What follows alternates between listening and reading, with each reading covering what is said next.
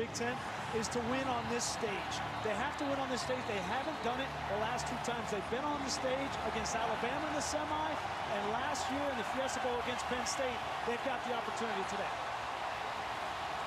Ready to rock and roll. The Chick-fil-A kickoff game from Atlanta.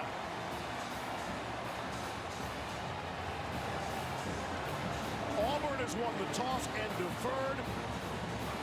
The Huskies will receive. Again, we joked that it was a neutral site game, officially neutral site. However, Auburn is the home team, as you might expect. They have chosen to wear their road uniforms. This has been a house of horrors for them. They've lost their last 2 games here, the SEC Championship, and then the letdown to UCF in the Peach Bowl. So they're trying to change it up. They'll go with the white uniforms. They're even in a different locker room today. Myles Gaskin is ready to roll. He's back deep to receive for Washington.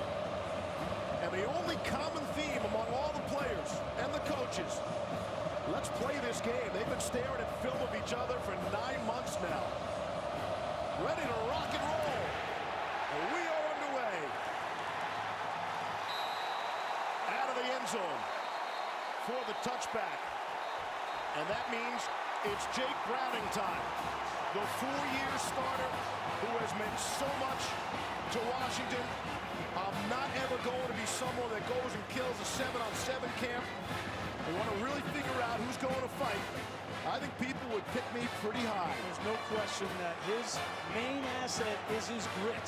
And we talked with him about the Alabama game, the semifinal game, and how that affected him. He's going to face a similar test here against Auburn's defensive line early. So here we go. First down and 10 from the 25. Browning turns and hands off to Myles Gaskin. And he is rocked by Daniel Thomas. Big start for the Auburn defense, Todd. And the running backs for Washington are going to be critical. Myles Gaskin is the well-known productive back. The youngster Savon Ahmed is a speedster too. These guys have a lot of juice. They need to get him on the perimeter though, in the passing game, the outside run, because Derek Brown, the defensive tackle, is one of the best players in the country. Could be a top 10 pick in next year's NFL draft. Chick-fil-A impact players, there are many of them. Myles Gaskin down at the bottom of your screen. Browning trying to get out of the trouble now. Rolling to his left and shovel passes it incomplete. And to bring up a 3rd down and 10. Darrell Williams was coming after him. So much of the start of these kinds of big-time games is about emotion. And right now, Auburn's defense is flying around this football field. Jake Browning, we talked about his experience, has to manage these kinds of situations, especially a 3rd and 10 backed up in your own end.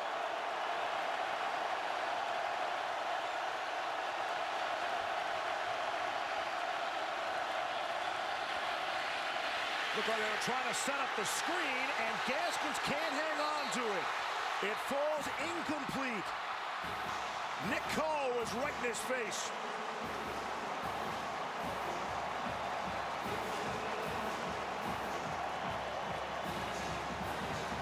So much of this game is going to be about the pass rush from Auburn, and Jake Browning is going to be without his starting left tackle, the preseason All-American Trey Adams. Did not make the trip for Chris Peterson, so they'll be starting a inexperienced Jared Hilbers at that left tackle position. Something to watch as this game goes on, Steve. Ryan Davis is back deep for Auburn. Here's the punt by Joel Whitford. Davis has to make a nice catch. And now puts his foot in the turf and takes off across midfield. Here's Ryan Davis. And the Tigers will start with excellent field position. Whitford, the punter, had to make the tackle. We see Ryan Davis make these kinds of plays on offense all the time. They flip the ball out to him on slip screens and bubble screens, and he makes these kinds of moves. So why not get him back there returning punts? It's the same kind of an action, and sets up this Auburn offense in great position. It's a 32-yard return. And Auburn appears to be in business. Cam Martin sent back. There's no Kerryon Johnson. There's no Cam Petway to hand it to. A couple of 1,000-yard rushers they're looking to replace. first down. It's Ryan Davis. Why wouldn't it be? Davis wrapped up by Taylor Rapp after he ripped off 14.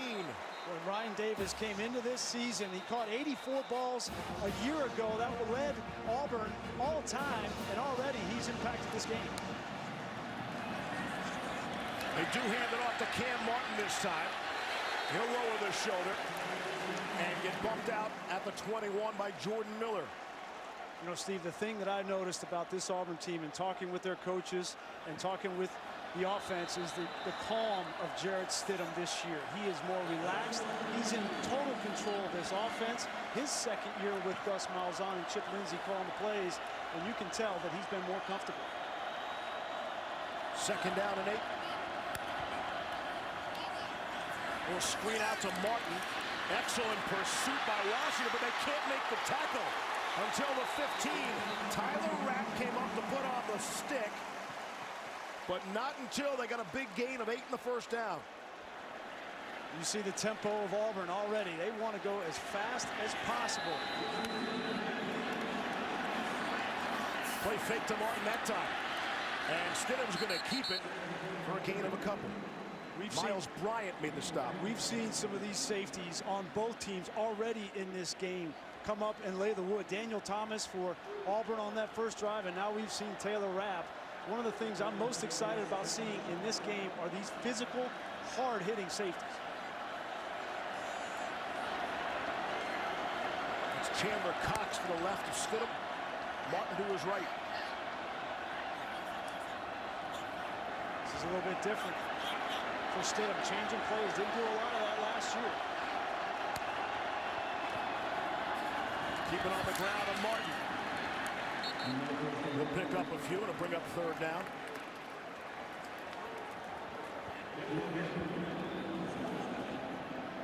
Gus, we talked with him.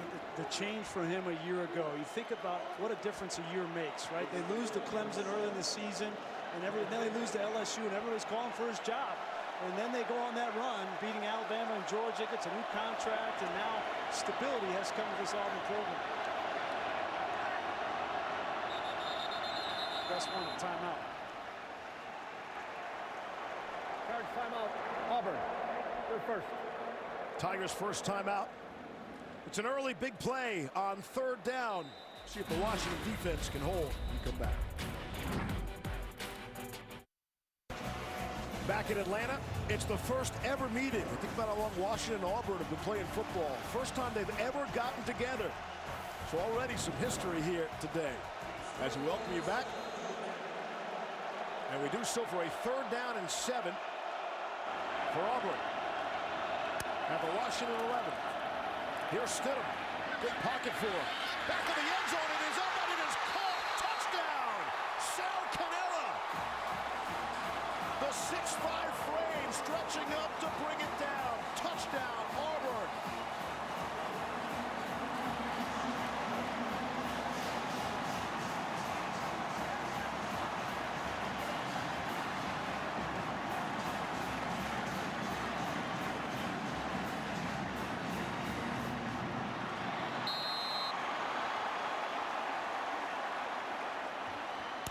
Malik Willis is in there for the two-point conversion. The backup quarterback tries to lower his head, and the Husky defense says, I don't think so. Auburn will take their 6 and like it. DJ Beavers preventing Willis from the two-point conversion. What a great throw and catch here from Jarrett Stidham. Look at Sal Cannella. Runs a little hitch and then go. And Miller, the corner, just doesn't get back far enough. That ball was placed perfectly from Jarrett Stidham, where only Cannella at 6'5" can go up and make that catch. Unbelievable play to start the season for Auburn. Cannella, the former basketball player, as you take a look from ref cam today, it was like he was going up for a rebound. And then the putback. Sal Cannella struggled last year. It was well documented. He's struggling catching the football. He dropped a bunch of balls in this offense. He's worked tirelessly this offseason along with Jarrett Stidham to get the confidence back of his quarterback, and you can see the benefits there in the first drive. Grease, he was targeted just 8 times all of last season. They go to him in a big spot here. And again, arguably the most important game of this opening weekend nationally.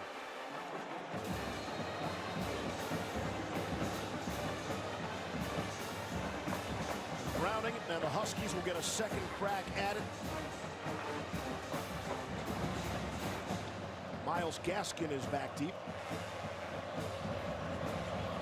Just dying to explain to everyone the new college football touchback rule. See if we get a fair catch at the 5.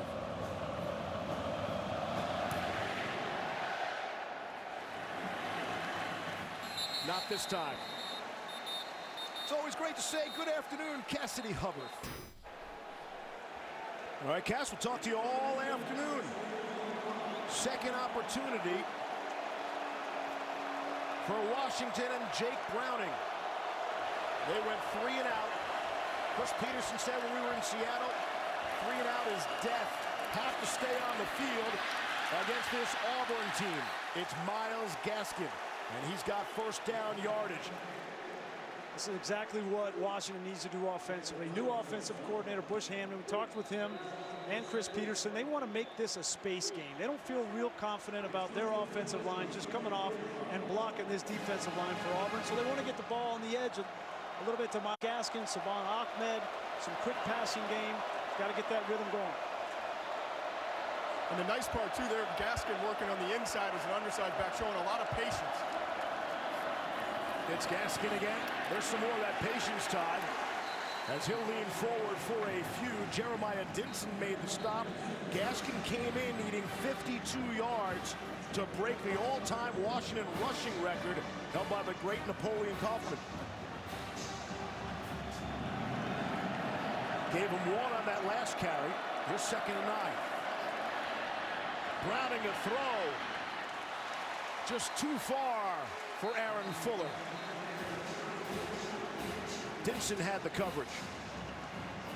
Washington pull this win out tonight. Myles Gaskin has to have a big game. We were talking with him this week. He's become more of a vocal leader. He's unquestioned leader on this offense, and people are looking at him. Obviously, he has had a tremendous career in a Washington uniform, and tonight an opportunity to pass Napoleon Kaufman.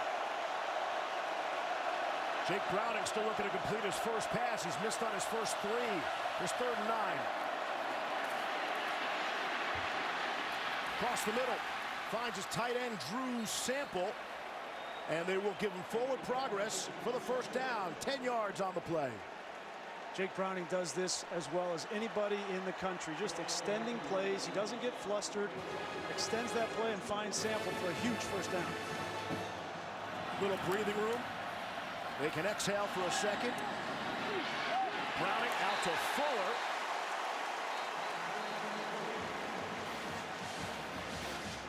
Nice tackle there. Javaris Davis on the outside.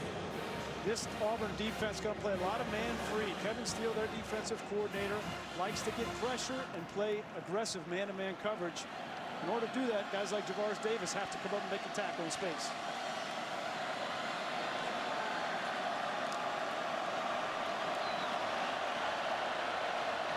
Second and 9. Huskies approaching midfield now.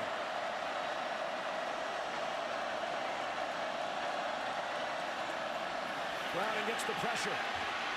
Trying to get out of it. And throws. Jamel Dean is there. It's the interception. Montavious Atkinson forcing it with the pressure on Browning, who had to throw on the run. This is not typical of Jake Browning. Did the right thing, extending the play, getting out of the pocket, throw the ball into those stands. We'll throw it right to Jamel Dean, a huge mistake. Game. What a thriller that was a year ago in Alabama and Georgia. Second opportunity.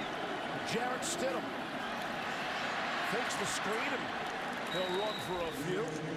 DJ Beavers came up to make the stop. The interception that turned the ball over.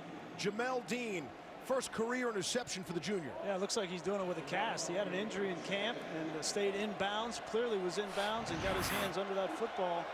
A huge mistake from Jake Browning. He's put his defense behind the 8 ball here early. Second down and 8. Stidham forced to the sideline, and he's able to complete. It's Cam Martin, the running back, turned receiver, and that's a first down. Great awareness from Cam Martin. You know, Kerryon Johnson did that so well, receiving out of the backfield, and it was remained to be seen if Cam Martin would be that part in the passing game. Which they didn't give him the first down. Came up just shy. There is a flag down now as Martin takes off, and he's to the 45.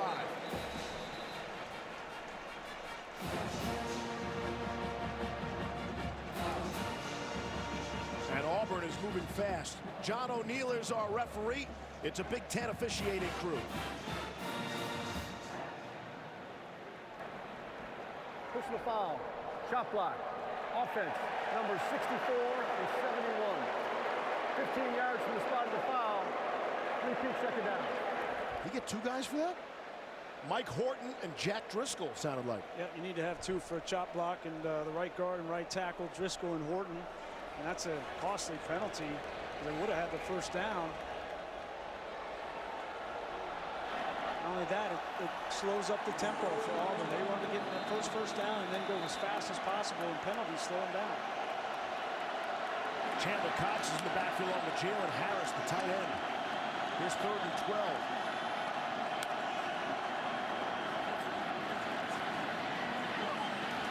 And Stidham hasn't missed yet. It's Darius Slayton on the receiving end. Jarrett Stidham comes out on fire. He's 5 for 5. Perfect back shoulder throw to Darius Slayton. You have to honor Slayton's deep threat because he's averaged 22 yards a catch last year. That's why the back shoulder is so effective. Chandler Cox is the ball carrier. Stopped by Greg Gaines, the man in the middle for Washington. The Huskies were thrilled he decided to return with Vita Vea moving up to the next level. Had to have Gaines back, and they do. This Washington defense and their new defensive coordinator, Jimmy Lake, have a decision to make here early in this game, how they're going to approach the Auburn offense. Are they going to sit back and try to get pressure with their front four, or are they going to have to begin to blitz and take some more chances? Snapping quick. Pitch to Cam Martin, trying the right side on for size. Jalen Johnson comes up to make his first stop. You mentioned Jalen Johnson. You talked about Greg Gaines, Shane Bowman. Those three guys up front for Washington defensively, they have to establish a line of scrimmage. The weakness of Auburn's team is their offensive line. So this is an advantage for Washington that they have to exploit if they're going to win this football game. Auburn's already 3 for 3 converting first downs. 3rd and 7. Stidham. Slant inside. It's Nate Craig Myers. First down and then some. Taylor Rapp stopped him, but not until he had 24 yards. Two linebackers in the middle, going to vacate off the blitz, and great read from Jarrett Stidham. The inside slant for the first down. They're going fast, Grease. It's Cox out of the backfield on the short pass. Rather Ryan Davis, I beg your pardon. And it's a short game. Big-time recognition from Jarrett Stidham on 3rd downs, right? That's the next step for him. We know that Gus Malzahn likes to go fast. We know they run the football and take shots down the field. But when you're behind the sticks on 3rd down, your quarterback has to bail you out, and that's exactly what he did. Look at those numbers on Stidham, 7-7 to start. And a beauty on the touchdown pass. It's interesting to see this offense, which is typically very run-heavy based, now going through number 8, a quarterback in the passing game early.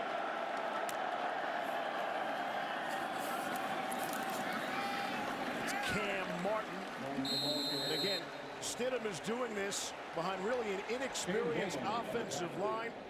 They know they're going to be growing pains. They've admitted as much. They look pretty good here today. You know, honestly, you see the 4 new guys up front. Talking with Jarrett Stidham, he's actually really confident in this group. You would think with 4 new guys up there, Mike Horton really the only guy with any experience coming back. Jack Driscoll started 20 games, but that was at UMass. SEC plays a little bit different. But Jarrett Stidham hasn't freaked out. He's been okay. So these guys are good. I'm going to trust them. And so far, they've stepped up. 10th play of the drive after the turnover. Stidham trying to get out of there. Going to buy himself some more time and throw. Incomplete. Darius Slayton off his fingertips. He thinks he should have had a touchdown. Great adjustment there from Washington defensively. They dropped 8, rushed 3. There was nowhere to throw that football for Jarrett Stidham. He did the best he could, almost got the touchdown, but nice adjustment defensively for Washington. That's Stidham's first incompletion of the game. It's a 32-yard field goal attempt. This is Anders Carlson, the brother of Daniel. First collegiate kick is on the way, and it is good.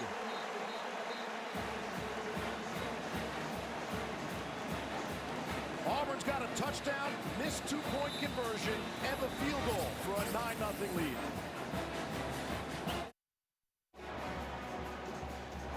Tonight here on ABC 8 Eastern, Louisville take on #1 Alabama. They'll play it in Orlando. You can catch that game and every game all season long on ESPN+. So start your free trial today by downloading the ESPN app or visiting ESPNplus.com. All right, Lee, so you got Tua or Jalen? I think it's Tua. I feel awful for Jalen myself. But hey, Nick has already said we're going to see them both tonight. We are going to see both, in some combination. And they're such different skill sets that, you know, they both can be effective. I expect to see Hurts in red zone situations for sure with his running. On to knock 26-2 as a starting quarterback. Touchback time, but not before we check in with Cass.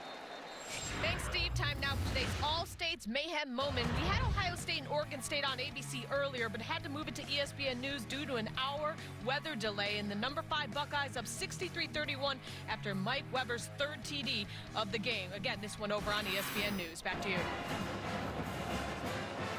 Cassidy, thank you. It's only 9-0, but you're happy to have Jake Browning, an experienced 4-year starter, in this spot. A younger quarterback, you got to be hard-pressed. Yeah, I don't think he's going to, the lights are going to be too big for him, but they have to start making some plays. Somebody has to step up around him and make a play. From the 25. See if Myles Gaskin can make a play. Good burst of speed through the hole. He's got first down yardage and more. Out to the 38-yard line. It's a gain of 13. That's a little bit more like what we expected to see. The outside run, getting Gaskin and some of these speedsters in space, create some one-on-one matchups. Early on, they've been running the ball inside, and maybe that's to set up the perimeter run. But the more the game progresses, the more we're going to see Washington try to work the perimeter. 2 tight ends in for Washington, Kaiser and Singer.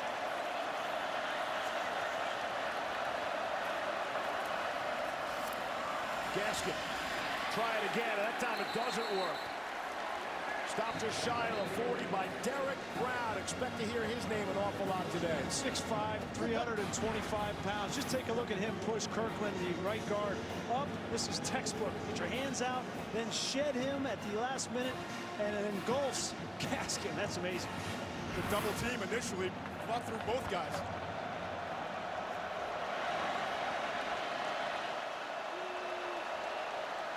Good look at what it looks like going up against him. No, thank you. Mano a mano. Flag flies. We'll check the marker. And going up for it is Aaron Fuller. What a tremendous grab. Fuller just exploded onto your TV screen. We'll see if it stands. It's a gain of 32 if it does. What a big-time throw and catch. You say you need to make a play, and Fuller goes up and makes it. Browning gives him an opportunity. We'll see if it stands. There are 2 fouls on the play, both on the defense. Offside, defense number 55. That penalty is declined. Personal foul, roughing the passer. Defense number 55. 15 yards from the end of the run. Automatic first down. That's T.D. Moultrie who gets busted twice. Boy, that's just the break that Washington needed. Take a look at this throw from Jake Browning. Right on the outside shoulder. Fuller waits till the last minute to go back up and get it. And it's just unnecessary for Moultrie, right? You're there, you take 2 steps, and then you push him in the back. And that's a young player making a mistake that gives Washington momentum. You get the 32-yard gain, and you get 15 or 14 and a half, if you will, half the distance to the goal. So we'll call it a gain of 46 on that play. And Washington is in business now. 3 receivers in the pattern. Give it to Gaskin. Good sure-handed tackling by Javaris Davis there. Maybe 1 yard on the play. Boy, Javaris Davis has made 2 really nice tackles in the open field already in this football game. 5'10", 187 pounds. He started 13 games a year ago, so he has that experience. He's playing that star position for Kevin Steele in this defense. It's like a nickel, because Dinson, who played there last year, moved to safety, so it's kind of a new position for him. Here's 2nd down and 8. Browning is flushed. And he'll just take the hit from Jeremiah Dinson, who we just spoke of.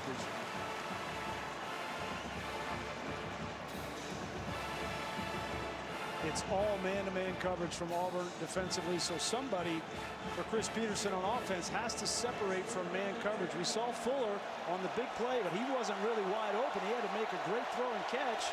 Somebody has to beat man coverage or start running some crossing and rub routes. Browning puts Gaskin where he wants him on 3rd and 10.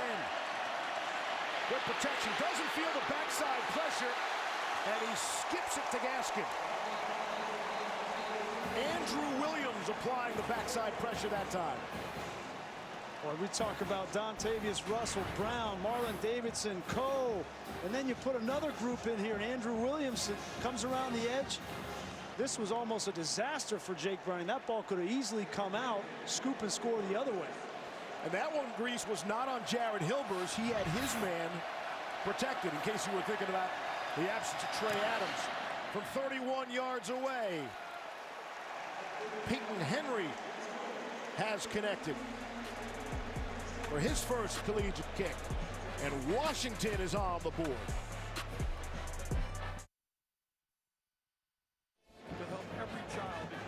Earlier today, Danny Werfel was in the stadium to celebrate the Chick-fil-A Foundation as the new presenting sponsor of the Werfel Trophy, which is presented to a college football player who best combines exemplary community service with athletic and academic achievement. It's got to be a greasy trophy someplace, right? Come on, it's got to be one. Back in Miami, junior high school. Well, got a greasy spoon at the house. It's not the same thing. Silver.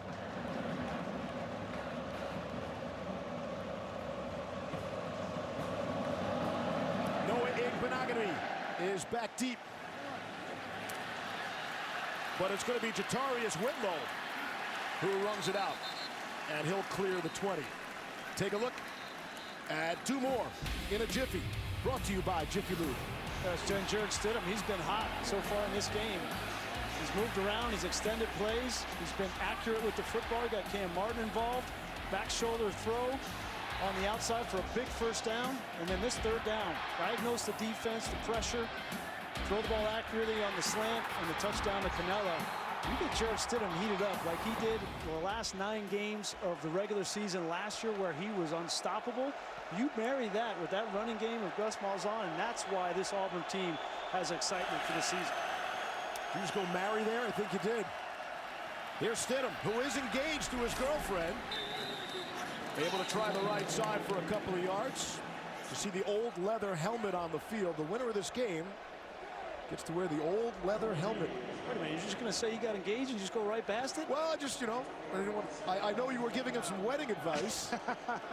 I was talking to him on the field, and I said, hey, you know, he was worried about planning the wedding. I said, take the season, you know, after the season you could do it, and then worry about the honeymoon. Let her do the wedding. Gotcha. Stidham throwing and completing. Able to hit Seth Williams, the true freshman, one of the young freshman wide receivers we were told we would see today. It's a gain of 18. Seth Williams, 6'3", 210 pounds. As you mentioned, we're going to see 4 true freshmen playing the wide receiver position for Auburn. They're playing this game without Will Hastings and Eli Stove. It's opened up some opportunities for young guys. Moving fast. Ryan Davis is moving fast as well. Inside the 40, DJ Beavers brought him down.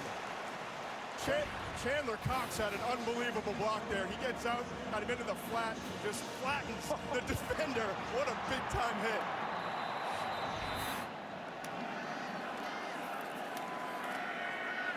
Fake the handoff. Go to Chandler Cox out of the backfield. Looked like they got Washington on that fake. Chandler Cox, one of my favorite players in college football. He does it all. He doesn't ask for any accolades. He'll hit you, he'll block. He's one of the best pass pro guys on third down, and then you got to feed him. If you're going to ask him to block, give him the ball a couple of times on a down flat. Got 19 on that last play. Here's Whitlow up the middle for a couple. Third possession for Auburn, and their third time inside the red zone. Gus Malzahn has always had this kind of a hybrid Swiss Army knife, I call him, type of player at this H-back position in the offense. If you're going to have this kind of vertical run game, downhill run game, you got to have a fullback type, but he's also a good enough athlete to get out on the edge. Four-year starter is Cox. Stidham got some help from Cox there, and able to turn nothing into something. DJ Beavers the stop. Okay, so we give him Cox, some kudos, and then on the next play, what does he do? Take a look at this. He gets run over. Now, it's this thing that I do with you. I give you a compliment, and then the next time you let me down. Right. Then you take it back. I got it. See how it works. I said he threw a great block there as well, so you can see how far off I was. Ryan Bowman ran right over. Stidham is 10 of 11. We'll watch for Sal Cannella. That's him in motion. He's got the good salad coming out of the back of the helmet. And Stidham was looking that way, and Cannella could not haul that one in. JoJo McIntosh on the coverage. Nice job from JoJo McIntosh. These two safeties for Washington, arguably the best tandem in college football between Taylor Rapp and McIntosh. And just got enough of that football, Cannella, to force a field goal try. Anders Carlson is on for a 33-yard field goal attempt. Again, his brother was the three-time All-American Daniel. How lucky is Auburn to have another Carlson? Not that lucky right now. He missed it. Missed it to the right. So it's 9-3. It remains in favor of Auburn. Well, we mentioned Jarrett Stidham had himself an eventful summer. Doesn't look too happy about it now. Getting engaged to his girlfriend. Met her at Baylor. And he talked about the life-changing event. Yeah, got engaged this summer. The actual proposal, believe it or not, was probably the most nervous I've ever been.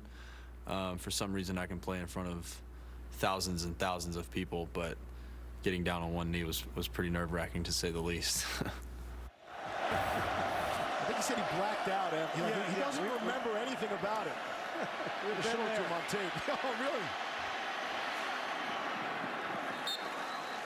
Incomplete. Aaron Fuller unable to haul that in, but about a college kid getting engaged. And I mentioned she's a Baylor soccer player. Did you see the rose petals down there? Yeah, that was well done, well set up. And who was taking the photo? That's what I want to know. It looked a little staged. I don't know. There's a little something suspicious going on there. And his future father-in-law, by the way, is the CEO of the Houston Rockets. 20 seconds left here in the quarter and penalty marker.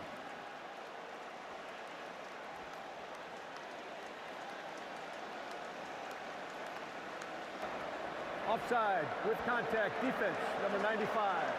5-yard penalty, still second down.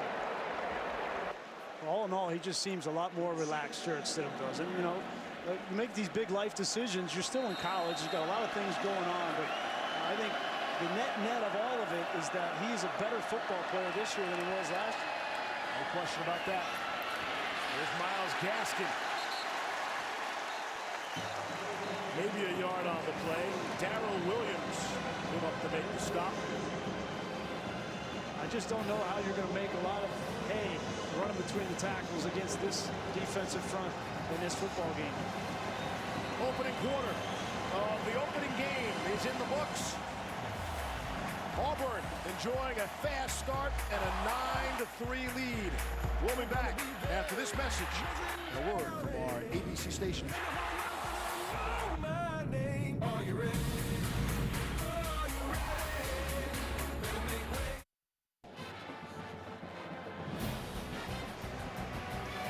Welcome back to Dr. Pepper's Championship Drive. Game of the week. Auburn leading Washington by a score of 9-3.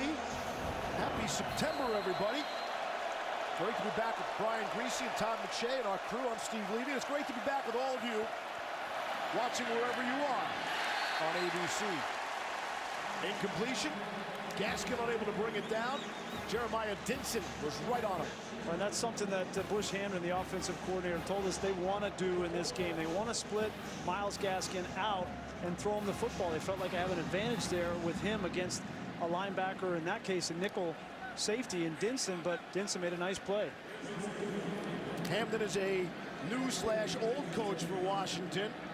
Used to be the wide receivers coach, and after a year in the NFL has come back to run the offense. Ryan Davis is back. Doesn't have to bat too deep. There is a flag down as Davis takes off. Cross midfield, cuts to the outside. Ryan Davis, and he'll finally be knocked out of bounds at about the 15 or 2 markers down. Feels like a block in the back. I think you were right, my friend. Oh. Number 17 for Auburn. Roger McCreary or Marquise McLean, they've got double numbers. Right. Just as he got to Davis, I think pushed in the back. It's just a 38-yard punt for Joel Whitford, but a 45-yard return, and we think it's coming back. Fouls on the play, both on the receiving team. Holding receiving team number 9. That penalty is declined. During the return, holding number 17 on the return team. 10 yards from the spot of that foul. First down. It was Marquise McLean.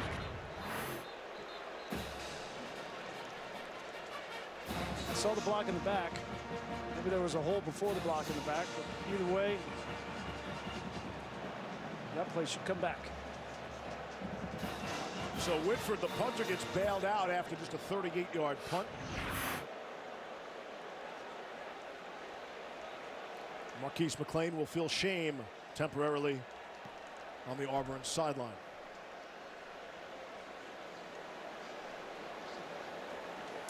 Don't want to say the entire season is on the line for Washington, but let's just say, I'm not saying, Grease, I'm just saying if they win today, their chances are twice as good to make the playoff should they fall today. Yeah, and I think when you look at this graphic, the difference that Auburn faces, right, is the strength of the SEC in their road games against Georgia, Alabama, Mississippi State. That's why their percentage is the way it is.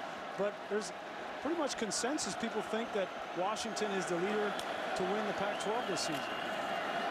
Direct snap out of the Wildcat to Jartavius Whitlow. That is something that Auburn did 51 times last season. Mostly going to Kerryon Johnson. Of course, he's long gone.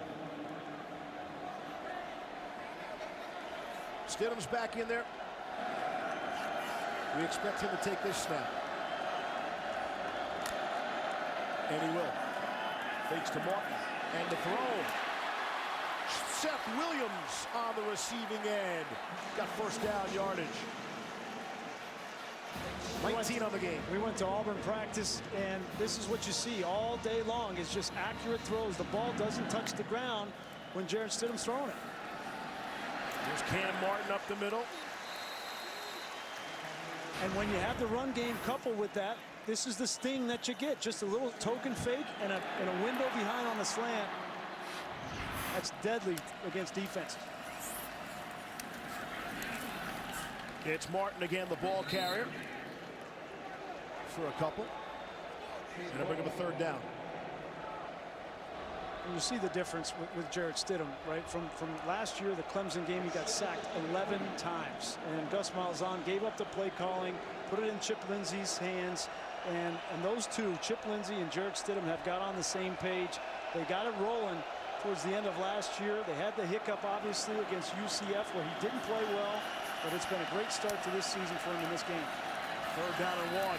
It is Martin not going to get there.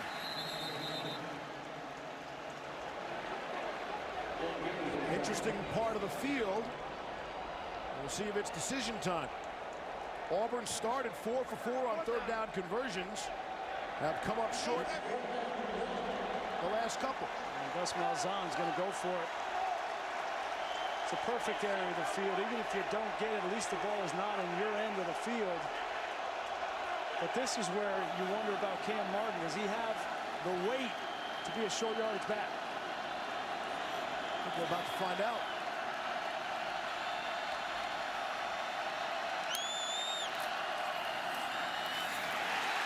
On that play, he's got the weight and then some. Cam Martin, first down yardage and plenty more. Gain of 19. Byron Murphy brought him down at the end. It was great blocking up front. Kim, the center, gets up on the second level. Horton, the right guard. Well done. And it's Martin again. He'll be forced out of bounds. Can we give some love to Caleb Kim, the center, on that big fourth down conversion? Making his first career start for this offense. Trying to replace Austin Golson, who's played at that position. Young man was in a battle in preseason camp with Nick Brahms and gets his first start. Has to go up against a all Pac-12 defender and Greg Gaines. He's holding his own. 2nd and 4. Back inside the red zone. Stidham to throw out of the backfield. It's Whitlow. Sort of stumbled, but that was second effort. He will have enough for the first down. Washington swarming to the ball, but it's not soon enough. Yeah, Washington is one step behind here. This tempo, you wonder how defenses, you try to practice this in preseason training camp, but until you get real speed, it's hard to simulate the speed of this offense. It's Whitlow, brought down almost immediately by Jalen Johnson.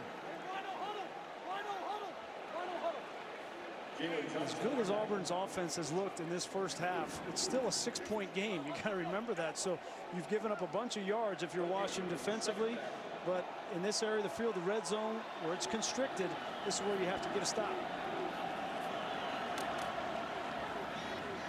Fourth trip in, just 9 points on the scoreboard to this point. Here's Stidham. Able to turn the corner. He showed a little explosive speed there. Picked up an extra few. He'll surprise you with his mobility. I mean, he doesn't love to run, doesn't do it a whole lot, but he can move around in the pocket when he's forced to, and when nothing's open downfield. He's got some wheels on him.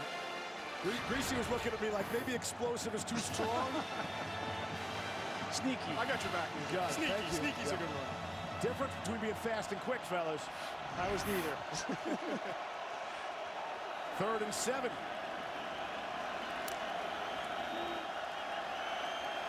That's Canella, top of your screen of motion. Stidham firing. Good defensive play. Miles Bryant came up to knock it away. Great job for Miles Bryant, one of the smartest players on this defense for Jimmy Lake. He plays that nickel position. They ask him to do a lot. Play man-to-man coverage, played zone right there, came up, broke on the football, much like JoJo McIntosh did the last time Auburn was in the red zone and knocked the football away.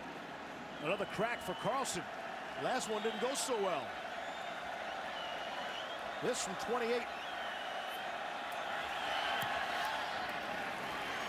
And the youngster settles down and puts that one through.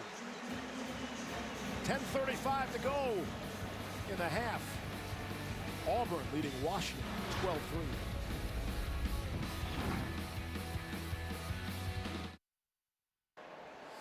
Washington Huskies were given 7,500 tickets, or used 7,500 tickets for this game. Mercedes-Benz Stadium holds 71,000. You do the math. The rest are here from Auburn. Yeah. Well, they've been looking forward to this game for 3 months since they came up on the schedule, and we'll be talking about this game for the next 3 months as the college football playoff conversation continues to go. And how does the Pac-12 compare to the SEC? Yes. I mean, all that. This game will be that game that they talk about 3 months from now. Football Power Index has this one of the 5 most pivotal games of the entire season. Of course, Washington was here a few years ago. It didn't go so well. 2016 Peach Bowl. Alabama's defense held Washington their season low in points and yards. And the Alabama defense scored their NCAA leading 11th defensive touchdown. Bo Scarborough had a big day, 180 yards. Alabama went on to celebrate their 37th bowl game victory And Jake Browning took a beating in that one. Certainly did. He said after the game that he didn't feel like he belonged in that football game, and he changed his work habits, did a little bit less film, a little bit more working out in the gym. Savon Ahmed gets into the game, and he's taken down immediately for a loss by Dontavius Russell. And one of the things that happened in that Alabama game is the offensive line for Washington was overmatched. And the same thing's happening here in this football game. Dontavius Russell, Jonathan Allen it was 2 years ago. Similar outcomes. That's a big man in the middle. 6'3", 320 pounds. It's a loss of 4 on Ahmed's first carry.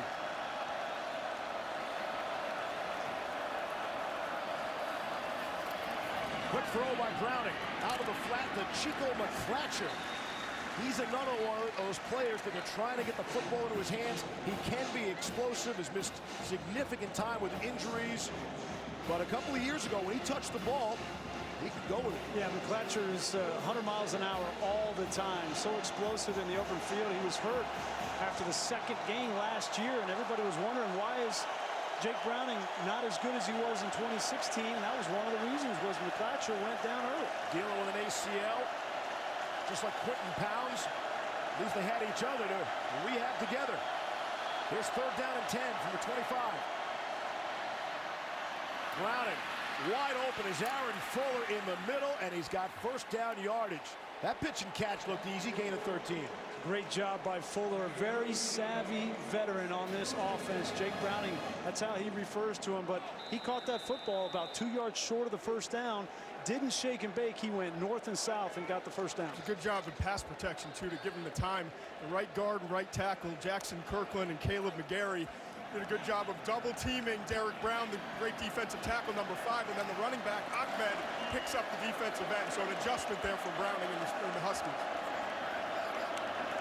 Washington has started with the football from the 25, the 25, the 25, the 20, and the 25 again.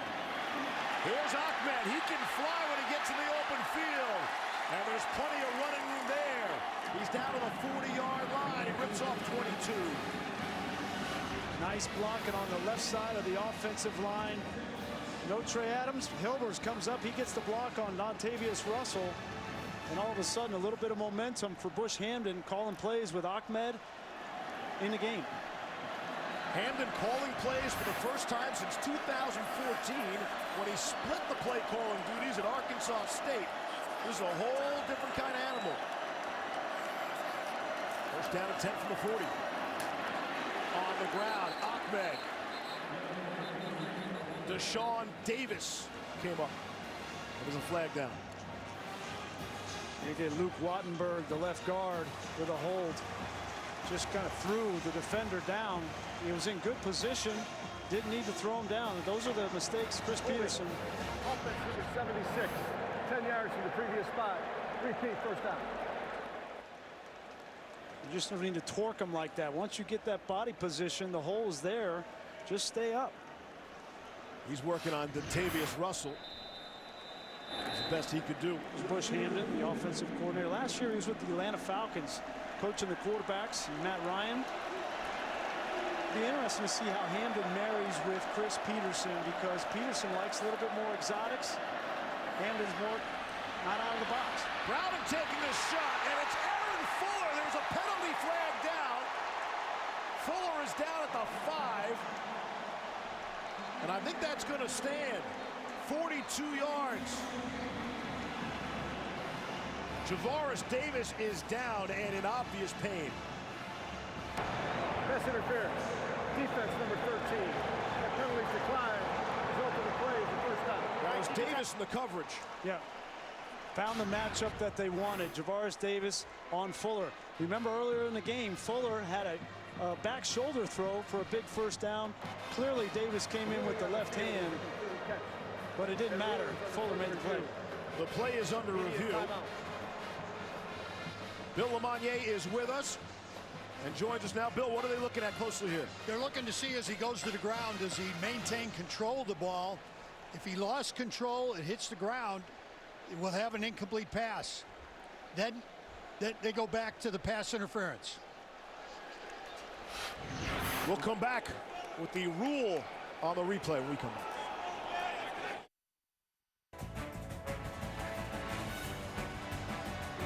Mercedes-Benz Stadium, only 109 miles away from Auburn's Jordan-Hare. Last year they played a couple games here, the SEC Championship and the Chick-fil-A Peach Bowl. Looking for their first win here in this building after having a 2-game losing streak. While we were away, the play call on the field stands. Yep, Fuller had his hand under that football, had it in his control, and they deemed that he maintained control through the ground. I think that was the right call. Yes, ball can touch the ground. That's okay as long as you maintain control. It was ruled he did. It's Gaskin. Out of the Wildcat, Myles Gaskin trying that one. Your point about the control of the ball and hand under the ball is excellent. What they were trying to determine was, as he hit the ground and he rolled over, was he losing control of the ball caused by the ground? Right. And the video evidence was inconclusive. That's why it stood versus being confirmed. So we're going to confuse everybody, right? In the NFL now, there is no more survive the ground, but in college we still have that. Exactly. That's Aaron Fuller, bottom of your screen. Andre Bocelli in motion, top of your screen. They're going to get a timeout, Washington. It's only 4 seconds. The play clock is winding down.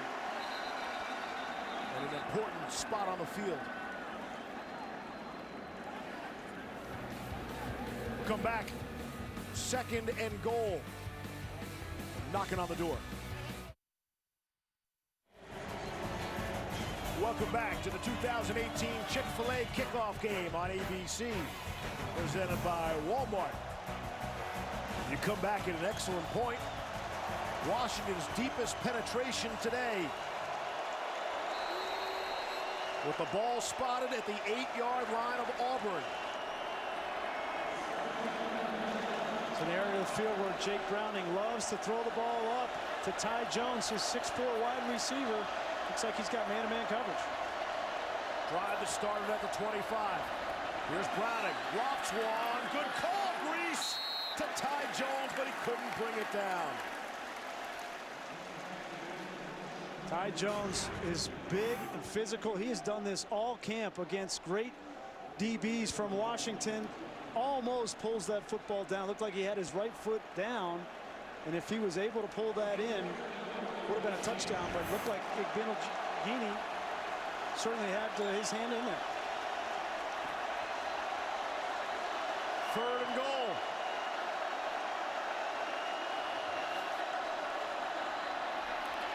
Browning faked the throw and then tried to run up the middle. And he runs into an Auburn wall, led by who else? Dontavius Russell, the force in the middle, and he's laughing about it. I understand the play call and what Chris Peterson's trying to do here. Spread it out and maybe find a crease for Jake Browning. He had 7 touchdowns rushing a year ago. He's got that kind of ability, but nowhere to go with big Dontavius Russell in the middle. Here's Peyton Henry.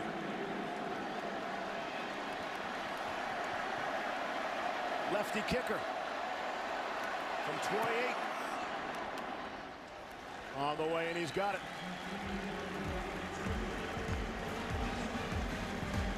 Washington inches closer. Dontavius Russell, he's having a good time. Hope you are too.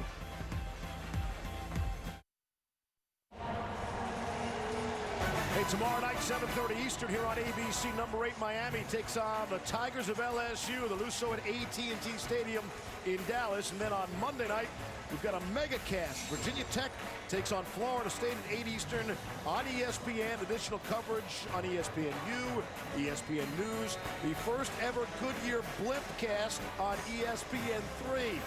Let's get McShay up in the blimp. That would be awesome.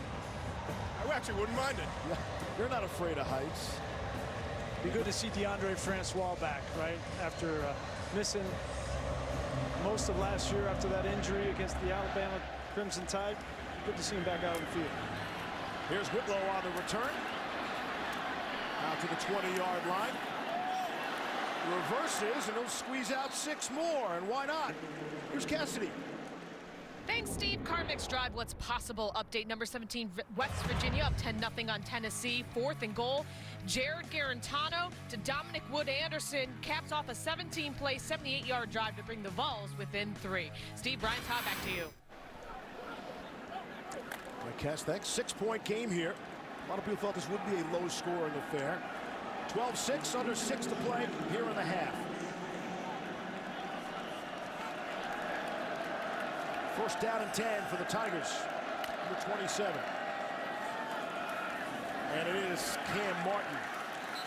Right into the defense of Jimmy Lake, who is, again, one of the old coaches yet in a new position for Washington, taking over as the defensive coordinator. Yeah, it's been a great story. Jimmy Lake is one of the most respected defensive coaches in football, whether that's professional or at the collegiate levels. And the story of how he got the job is amazing between him and Pete Kwiatkowski, who was the defensive coordinator the past 3 years. On the ground, it's Cam Martin. Nothing doing. Stop at the line of scrimmage. Benning Potoahi makes the stop. So it all started back in the middle of October, apparently.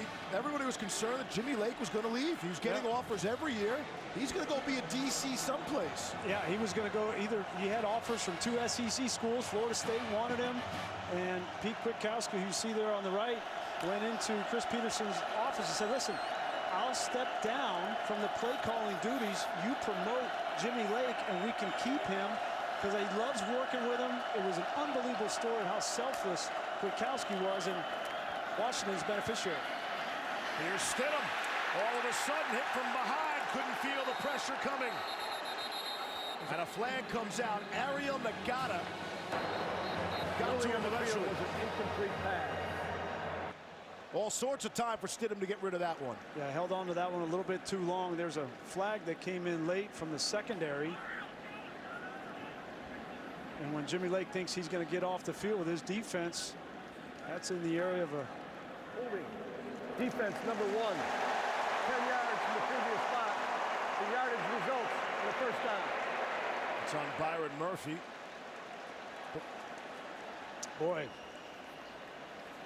you design that defense, you get the pressure, Nagata gets back there, you get off the field on a much needed 3 and out, and then they get Byron Murphy with a hold in the back end. I think you saw him just come into your screen on Slayton. Staying on the field on 1st and 10. Flea flicker. Back to Stidham. Being chased by Greg Gaines, and Stidham will slide down across midfield to the 42. It's a gain of 18. It's just great decision making from Jarrett Stidham. When you call that play as a coordinator, you want the big shot, but you need your quarterback to make you right if it wasn't the right time. It's exactly what Stidham did by using his feet. Stidham, you catch his breath and let Jartavius Whitlow run the football. Whitlow is from Lafayette, Alabama, although apparently they call it Lafitte, Alabama, if you're a native.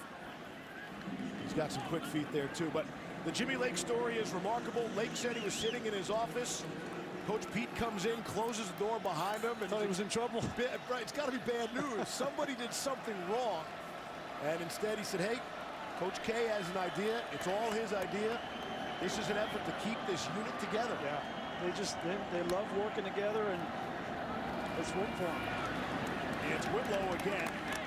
The amazing thing is, you know, under Pete Kwiatkowski, this defense was the #1 rated defense in the Pac-12 3 years in a row. So It wasn't like the defense wasn't playing well, you know, but that was so selfless about what he did. And, you know, especially this day and age with coaches in college football, this needs to be more of the model. This kind of approach, selfless about the team, just a really good story. And that Lake-Kwiatkowski relationship, that goes back 20 years. So everyone is so tight, so familiar. Kwiatkowski's been with Peterson since 2006, been his coordinator since 2010. Sean Shivas has checked in the game, and it's the pitch to Shivas, or Worm as they call him. He's got first down yardage and initiates some contact down to the 30. It's a gain of 8. Boy, Gus Malzahn is really excited about this young, true freshman, Sean Shivers. Certainly, he's low to the ground, 5'7", but he is fast and quick. And you know this offense, Gus Malzahn will find ways to use players like that. 5'7", buck 73, out of South Florida. Sugar huddle, they love to get up and go quick.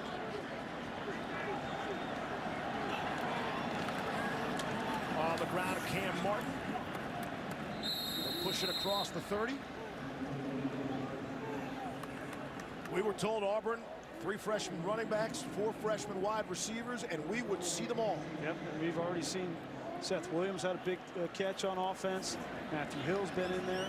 Asa Martin, they're really excited about. So certainly the cupboard is not bare after Kerryon Johnson leaves. 2nd and 9. Here's the Washington pressure now. Stidham in the face of it, throws for the end zone. It's caught, but it looks like out of bounds. Darius Slayton could not stay in bounds. Well thrown ball here from Jarrett Stidham. Just takes him a little bit too far out of bounds. Felt like Slayton got away with a little push off there as well, working on Miles Bryant, the nickel corner. That's this offense, right? Run the ball, take a shot. And that's the guy they're going to take a shot to, Darius Slayton. When they do,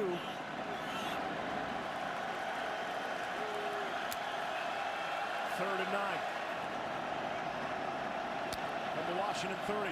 More pressure up the middle. It's picked up. Stidham trying to get out of trouble. Looks to shovel the football forward. And jumping on it was Jack Driscoll.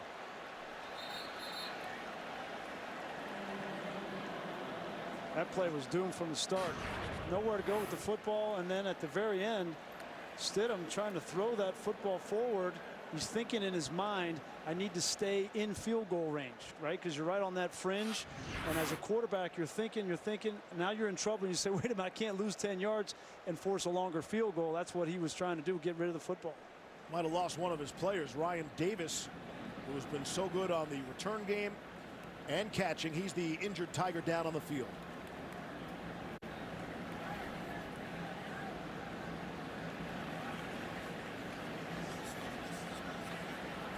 Coming up at the half, send you back to the studio for the State Farm halftime report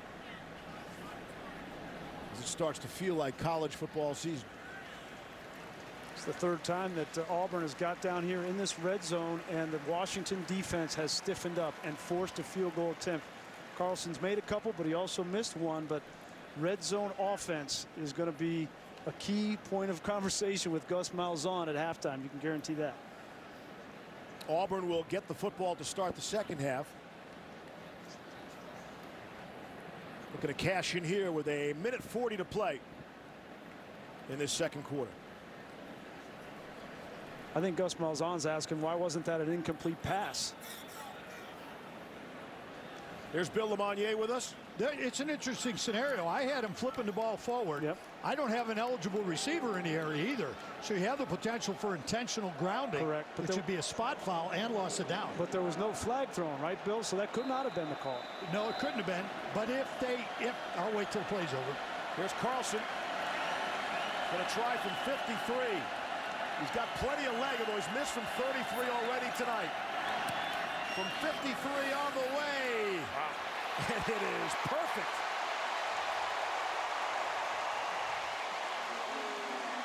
And Auburn increases their lead to 15-6. If the replay reviewed it and buzzed, the referee would have a right to announce that if replay changes this to a pass, we'll have an intentional grounding call.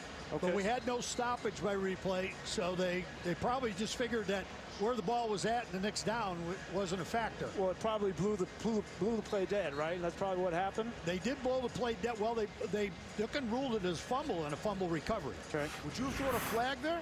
No, I would have waited with the buzz. I would have made an announcement that if replay changes this to an incomplete pass versus a fumble, I'll have intentional grounding. Yeah. Well, Carlson made it right. I mean, 53 yards. So the Carlson story is interesting. So I keep mentioning his brother, who was just terrific. Daniel Carlson now with the Vikings.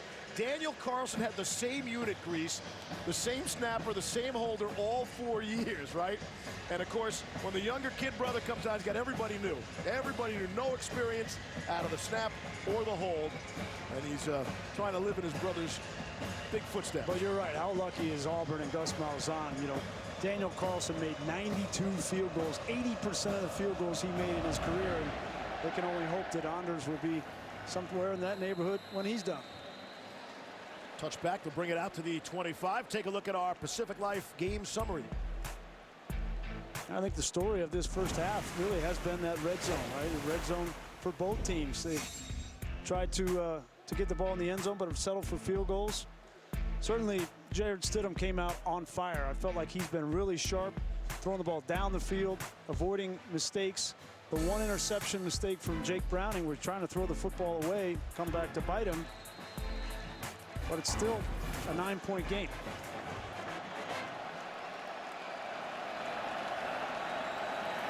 From the 25, here's Jake Browning. Throwing and completing to Aaron Fuller. He high steps a man. And he's got the first down yardage. Aaron Fuller has been the playmaker in this first half for Washington. He's caught 2 balls downfield. They got to get him the football a little bit more. I love the crossing route, good against man coverage. Another first down throw. Andre Bocelli makes his first catch of the afternoon.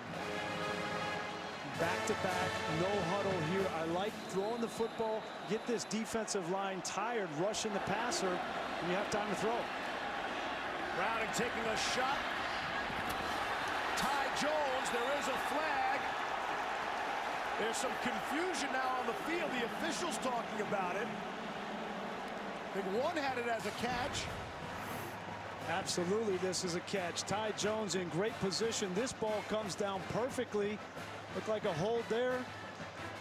Certainly pass interference, but that wasn't going to stop Ty Jones from catching that football. Pass interference. Defense.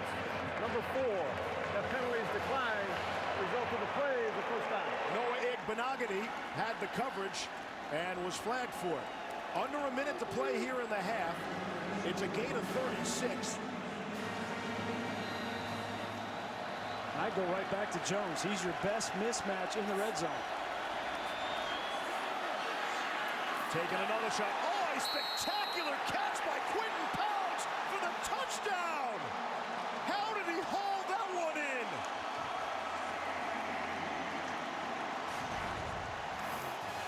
Well, you want to talk about an answer.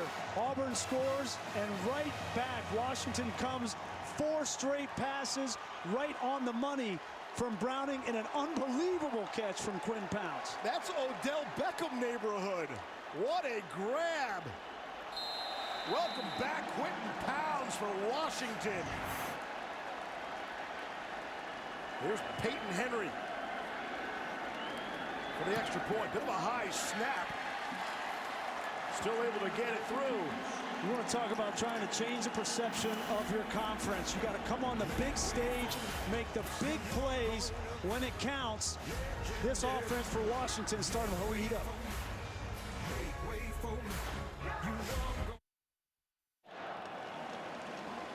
Jake Browning, I say he's heating up. In the last 40 seconds, completions for 12, 14, 36, and 13 yards for the scores. 4 different receivers and a catch they will be showing on highlight shows like SportsCenter. Oh, man, is that not a SportsCenter top 10 right there? They need Quentin Pounds to come on. It can't just be about Ty Jones. Aaron Fuller starting to heat up, as you mentioned. Well, they get Pounds and McClatcher back, both dealing with ACL issues. And that would make Jake Browning's life a whole lot easier. See a little pooch kick there. Down to the 25-yard line. But yeah, if they can begin to beat man coverage, because that's what you're going to see when you play Kevin Steele in Auburn. They're going to play man coverage. They run the crossing route to start that drive, and then Chris Peterson starts to open it up, take some shots down the field. And you got to give some credit to that offensive line, too, for giving Browning the time to operate. See how Auburn plays this. With the ball at the 25. 42 seconds left in the half and 2 timeouts, and they're going to fake the conservative. Davis has it. And give it to Ryan Davis, who's done everything. And from Maruski. They faked like they were going to take a knee. A little trickeration. We were expecting that at Washington, not so much from Auburn. I think Gus did that just for Chris Peterson's sake. Gain of 11. Give next week's an opponent something to look at on tape. And now, Stidham underneath to John Samuel Schenker. Makes his first grab. So Auburn's got 2 timeouts, and Carlson is good from 60. So they only have to go about 25 more yards here. Certainly within range.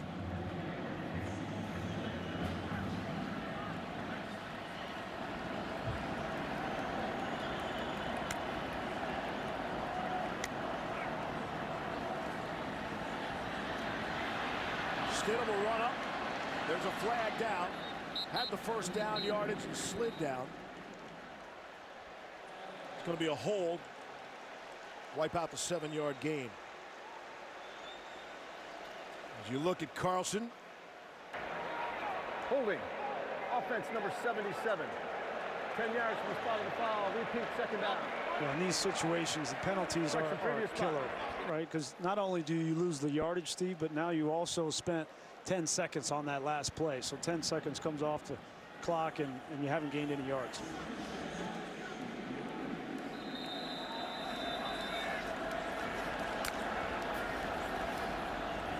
Stidham from Martin. And he'll be brought down. He's past the 40. And Chris Peterson will quickly take a timeout to 6 seconds left.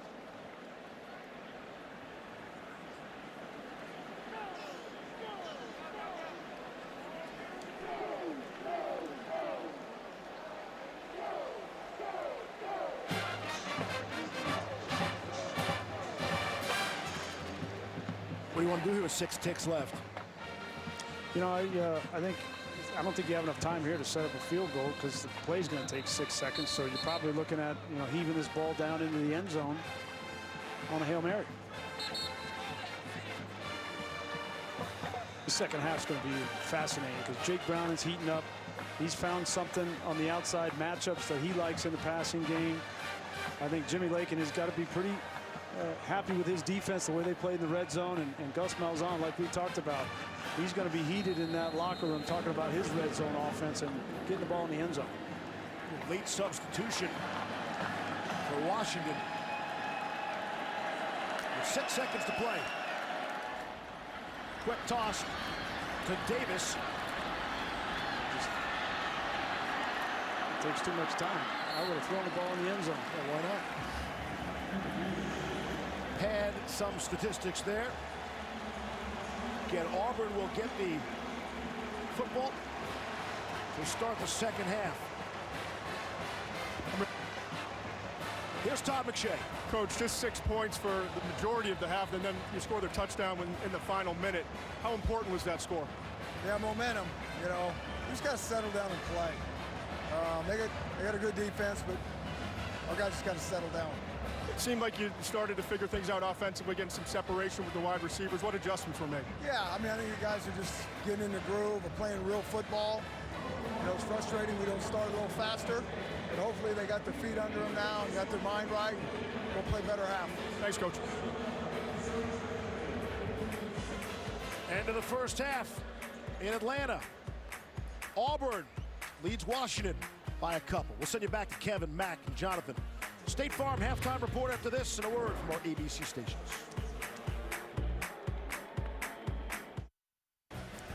Welcome back, everybody, to the 2018 Chick-fil-A kickoff game on ABC, presented by Walmart.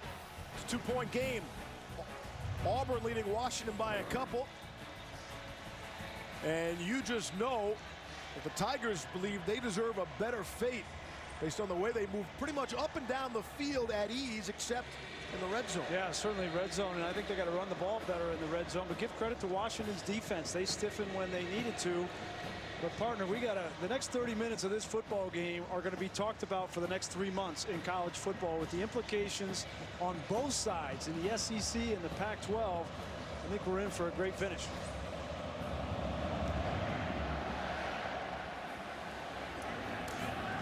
Igbenogany from the goal line.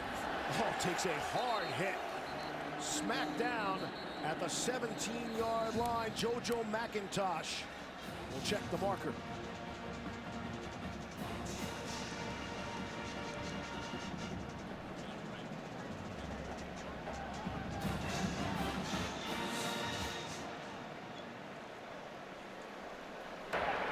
There is no foul for illegal block in the back during the return. First down. That's the best news I've heard all day. There is no flag. Here's Todd McShay. Well, Gus Malzahn agrees with Brian Griese. He was hot coming off of the field the first half, talking about how we've got to run the football inside the 10-yard line. It's been the biggest issue. He was asked another question about something else completely different, and he said, you know what, forget all of that. We've got to run the ball and score touchdowns. I'm getting sick and tired of this.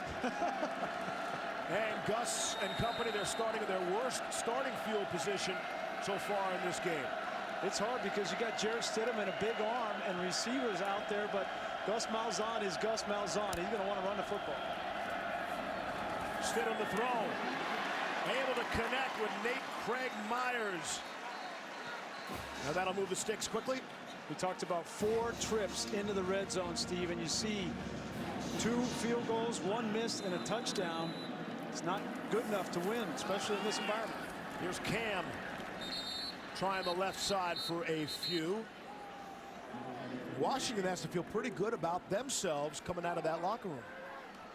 Certainly they haven't played their best football on the offensive side in the first quarter, but they got hot in the second quarter, especially Jake Browning throwing the ball, and this defense has been up to the task. Second down and 8.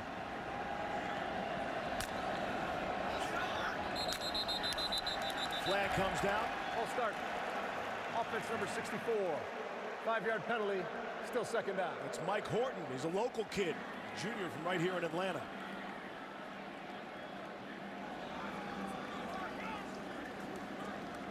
That's not going to make Gus happy either. And Gus, by the way, has been downright chatty with us recently. He has. You know, he seems more relaxed. Yes. Although Todd didn't seem to think he was very relaxed at halftime. No, he was hot. His chili was running hot. 2nd and 13 after the penalty.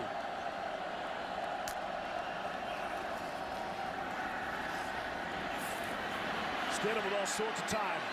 Huskies rushing just 3. And Stidham in all essence will throw that away. Benning Potoahi is running him out of bounds. It's an interesting approach from Jimmy Lake. You know, he's spent a lot of time at the NFL level and loves that style of defense, trying to confuse quarterbacks, give them different looks. We're not just going to rush 4 and rush 5. He rushed 3, dropped 8. That's the 3rd time he's done this in the game, and each time there's been nowhere for Jarrett Stidham to go with the football. And if you're getting pressure with 3, 3rd and 13.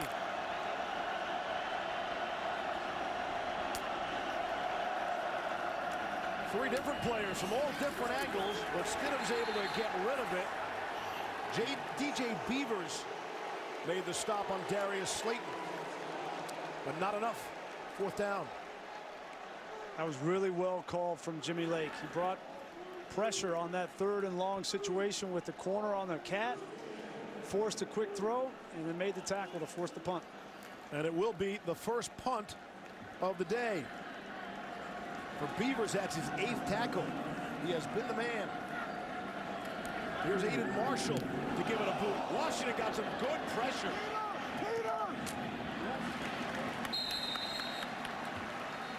Ryan Bowman coming on the pressure on the punter, Aiden Marshall, is able to get it away. Take a look now at our Pacific Life game summary.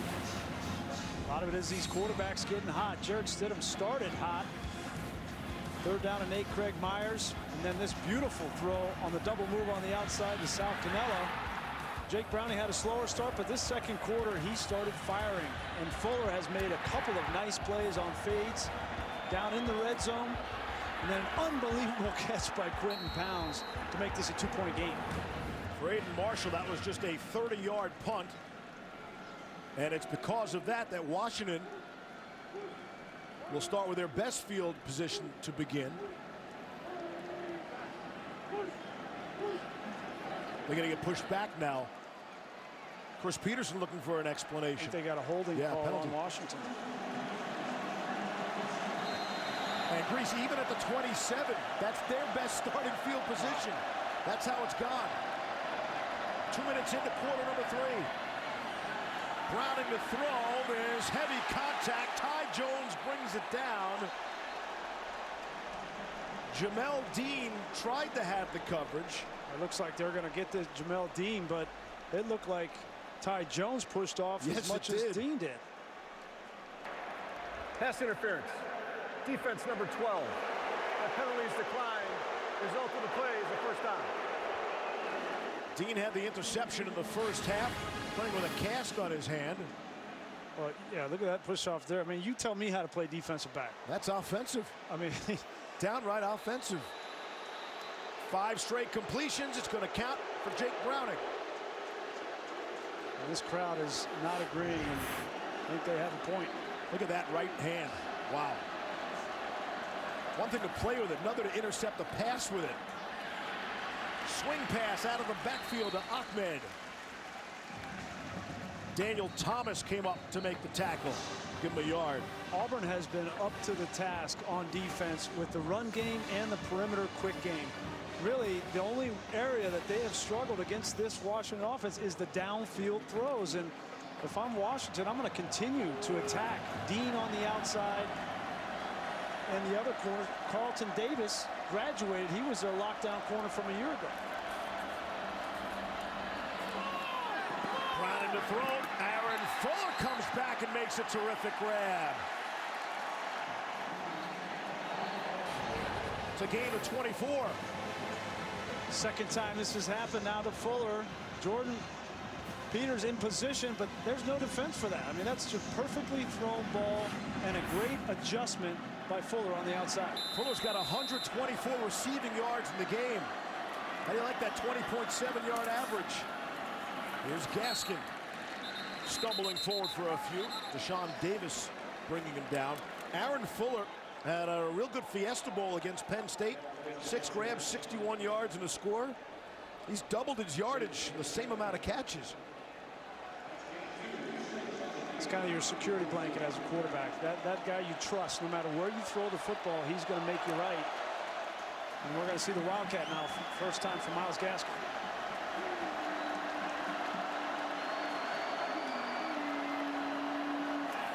Gaskin gives it off to Ahmed. And it's first down yardage. Gaskin and Ahmed, a couple of buddies, a couple of roommates. Not the highest compliment you could say. Gaskin said, when I get married, I'm going to have Ahmed at my wedding. That's a great relationship.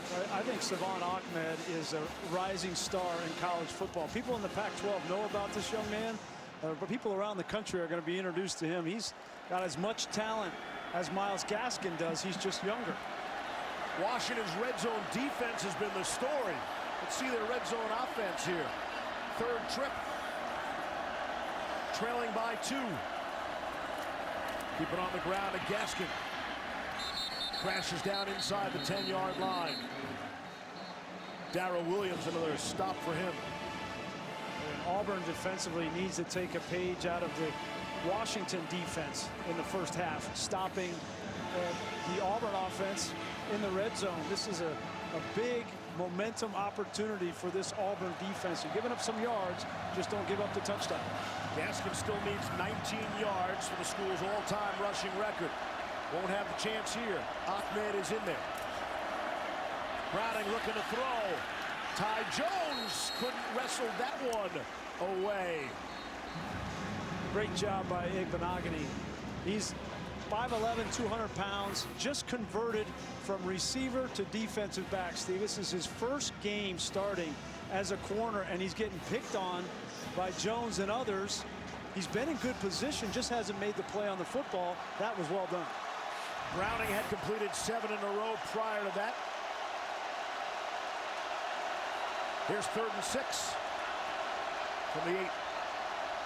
It's Pacelli in motion, bottom of your screen. Browning looking that way. Off a little pick play. It's Aaron Fuller for the touchdown, but there is a flag down. You can see that from a mile away.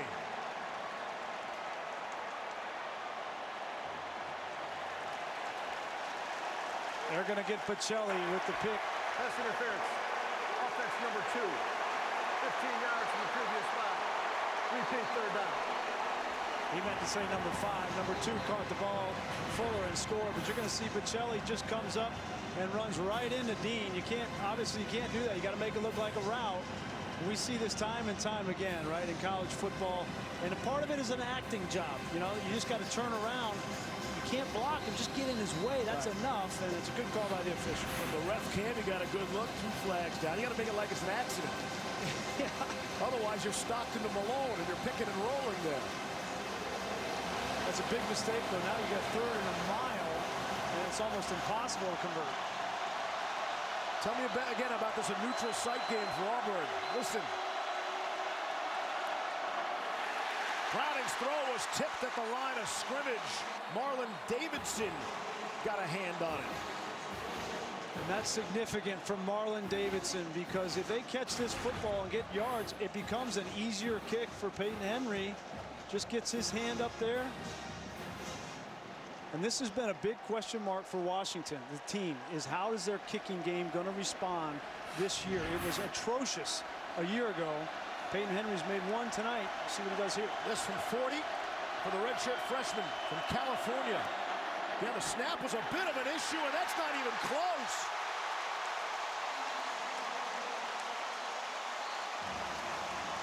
So the Huskies with nothing to show from it from that drive. Snap was a bit on the inside. And then the field goal hooked it to the right. Stays a 2-point game. Welcome back to Dr. Pepper's Championship Drive Game of the Week, where the score is Auburn 15 and Washington 13. Game of the week, some people think it's the game of the season. And here we are, really on the opening day of the college football season. Cam Martin, the turf tackled him down after a short game. It's that leather helmet that got him.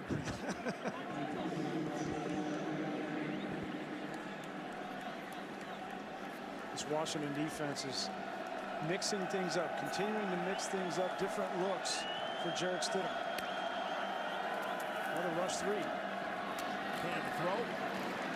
Chandler Cox on the reception. He's just short of the marker. They're going to give it to him. They'll give him the spot. And they'll move the sticks.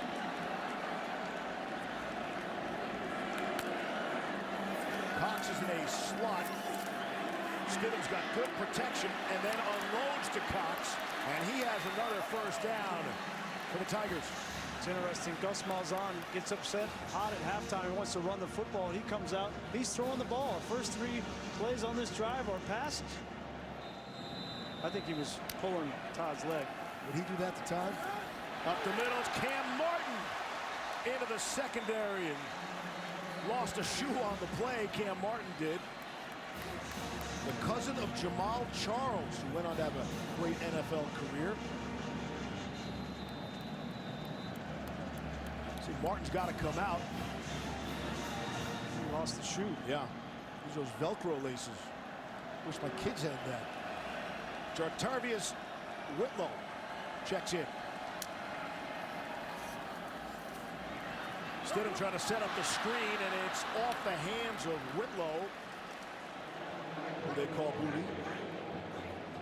You know, ever since Gus Malzahn stopped calling plays and gave it up to Chip Lindsey, he changes where he stands on the sideline. He actually goes 30 yards ahead of the offense. You'll see from this angle, he'll walk up ahead of the offense, and what he's trying to do, he's looking back through the defense, and he's keying specific defenders and how they're playing his offense, and then communicating that to Chip Lindsey. So it's almost like an extra set of eyes on the field in the defense.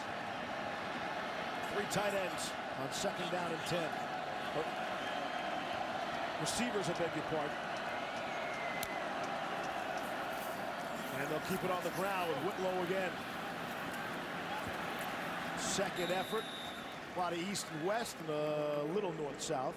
Kyler Manu makes the stop. The reason I like what Gus is doing, he's taking a different role, right? He's delegating the responsibility of calling plays. He's thinking about the bigger picture, the game plan. But then he also has found a niche and a way to contribute offensively that's different. And in this offense, it's valuable because they run the ball so much and take shots downfield, and I think he's the one that's looking, when do we want to take our shot downfield? 2 for their last 8 on third down conversions. Maybe Gus wants to get a little closer. Here's 3rd and 6. Stidham under pressure. Stidham able to get away from some people. Trying to get that first down. And Greg Gaines at all 316 pounds. That's full weight on top of the quarterback. Tremendous effort from Gaines. Oof, and a big hit from Miles Bryant. How about the guts by Stidham to take him on to try to get that first down? Well, he got every yard, and he's got just enough to allow for a field goal attempt here from Carlson. This is going to be a big leg indeed. He was making them from 50 easy in warm-up. Great, this is 54. He's 3 out of 4 so far. How about from 54? With a redshirt freshman on the way. And you see the officials shaking their head. No good. We are in a defensive slugfest. 15-13. Slugfest. The head linesman, Mike Dolce, and the line judge, Patrick Holt, kind enough to wear ref cam for us tonight. The last look was the line to gain cam, which really rolls off your tongue, Grease. Can we come up with an abbreviation of the line to gain cam? I love that. Look at that little camera on the bill there. I mean, it's a great perspective, but you do get a little sick if you watch it too much. You know, it's jumbling around. Right. There's your line to gain cam. Right. People have seen that from the pylon of the end zone. But this is on the line to gain, where you try to get that first down, where you want to be in life. Myles Gaskin for a few. They can put cameras anywhere now. You got to be careful. There are cameras everywhere, buddy. Watch yourself. See the Cincinnati Bengals play call coming in. And that's a fascinating system for Washington on offense as well. Browning's got the call. Here's 2nd down and 5 from their own 42. Off the play fake. Browning is flushed. And he'll throw, knocked away, and a penalty comes out. Benagami nearly had an interception there.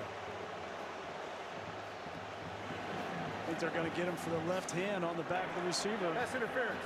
Defense number 4. Ball be placed at the spot of the foul. Automatic first down. He did a great job breaking on the football. Just take a look at his right hand there on the back of the shoulder, and that's going to get called every time. You know, I can't impress how hard it is what Benagami is doing, moving from receiver to corner in the spring, and then he's the starting corner in this situation, and clearly Washington's picking on him. Very difficult to do. Zeros were on the play clock. I don't think they reset it at the right time, and that's what some of the angst was about. And here's Myles Gaskin across the 30, maybe to the 35 as he stumbles forward. And that'll be the record. That's the run that people will remember. Myles Gaskin is now the all-time leading rusher for the Washington Huskies, surpassing the great Napoleon Kaufman. They'll celebrate some other time. Browning's busy, hooking up with Ty Jones.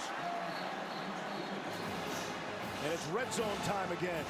Red zone time where neither of these teams have been able to punch it in. We'll see if Washington approaches it a little bit differently, trying to run the football with Gaskin. 1st and goal. The fake to Gaskin, and the throw is tipped up in the air and will fall away harmlessly. There's a flag down. That was a run-pass option there, and it looked like, to me, there was a lineman downfield, but the ball was tipped. Ball clearly got tipped at the line of scrimmage. See if that impacts the call. No foul for ineligible receivers downfield. The ball was tipped behind the line of scrimmage. 2nd down. You see the right guard, Jackson Kirkland, goes downfield. He's right here. And he gets past that 3-yard barrier, and Browning was lucky the ball was tipped, which that negates the illegal receiver downfield. Daniel Thomas got a hand on it. I'm just glad they're calling that, you know, honestly. 2nd and goal.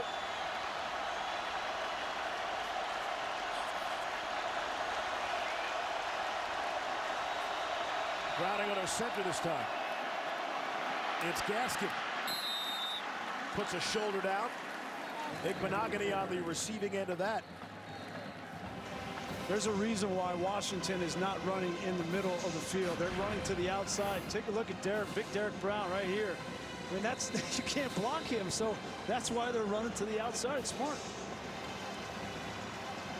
Washington trying to get their little fast guys outside, away from the big fellas inside. That's where you got to get Jake Browning outside the pocket. Let him use his feet if nothing's there to get in the end zone. Here's 3rd and goal. Browning option, loses the football, and it's picked up by Auburn. Darrell Williams is there. Huskies getting a little too cute, and it burns them.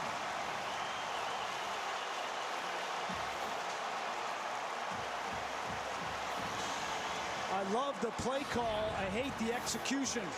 Right here, Nick Coe comes off the edge. You got to pitch that faster. You can't get too close to the defender.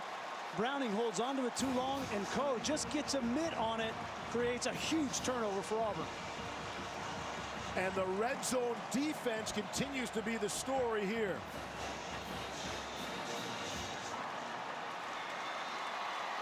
Two big-time errors in this game. Jake Browning's played well and thrown the ball well, but he's had 2 turnovers on him, costly decision-making. And on that play, it's painful twice for Browning. He's got to absorb that hit. See what Auburn can do with the football. Leading by 2. 5 to play here in the 3rd. Cam Martin on the receiving end will pick up 3 on the play. Boy, both teams' red zone defense has been outstanding in this game. We've had 9 trips into the red zone, only 1 touchdown combined between these 2 teams, and it's a credit to these 2 defenses.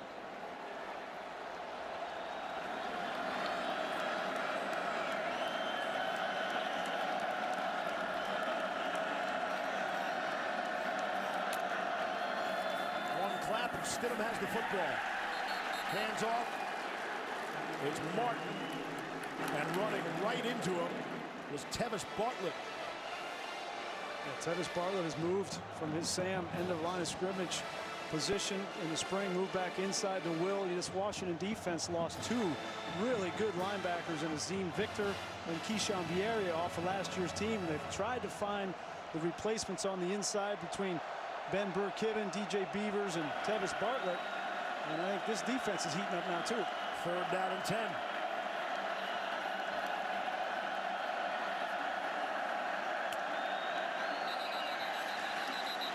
See if movement on the offensive line. Is that Mike Horton again?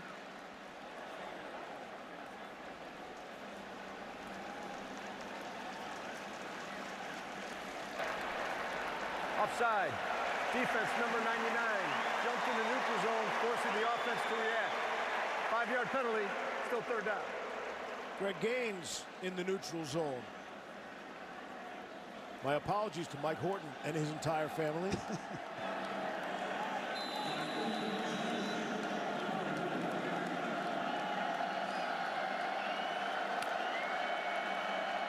Third and 5. Stidham trying to jump throw to Cannella. It's incomplete. It's a good job there by Lake, the defensive coordinator, showing the double A gap blitz. 2 guys coming up. Completely different look post-snap in terms of the coverage in the back end, too. He's really kind of found his groove, I think, from the 2nd quarter on as a defensive coordinator with the play calls, which, as you talked about, Brian, is brand new to him. Yeah, and Jalen Johnson is starting to heat up, too, on the inside. He got great pressure there in the face of Stidham. Going to try a different punter this time. Aaron Sipas will kick it away. After the first 3 and out of the game for Auburn. It's a hard-hitting affair. and a defensive struggle. Feeling this one on your couch.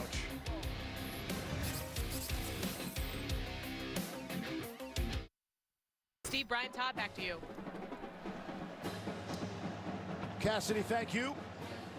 War Eagle in the house. Auburn with a 2-point lead. While we were heading to commercial, there was a flag. Brees, what happened here? Yeah, it looks like there was a late hit, really late hit after that punt.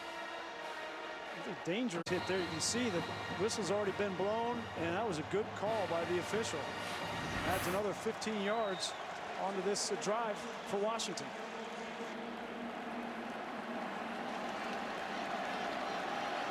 And now at the 42 with their best starting field position of the game.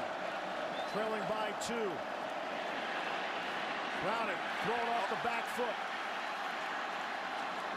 That's Drew's sample, and there is a flag.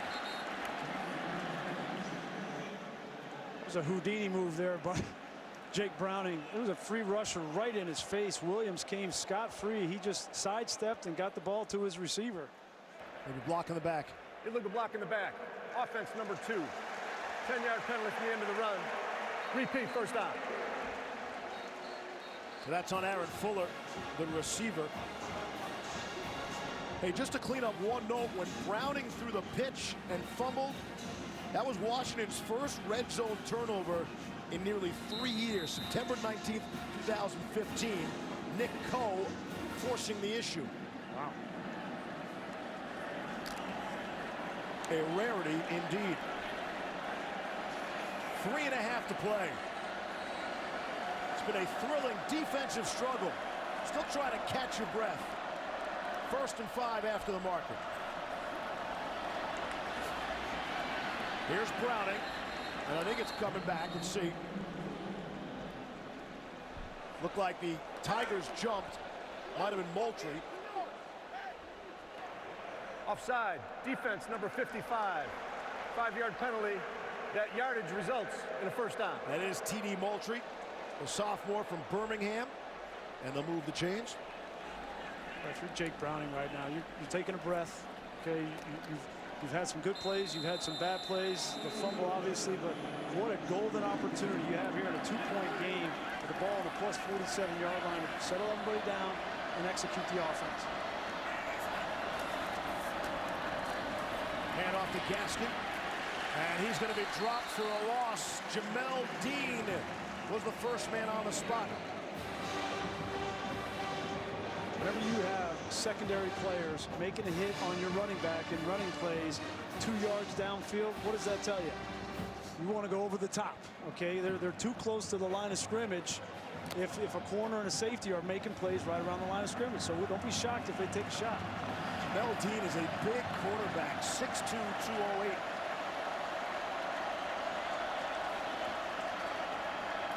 Here's Browning. Underneath to Michelli.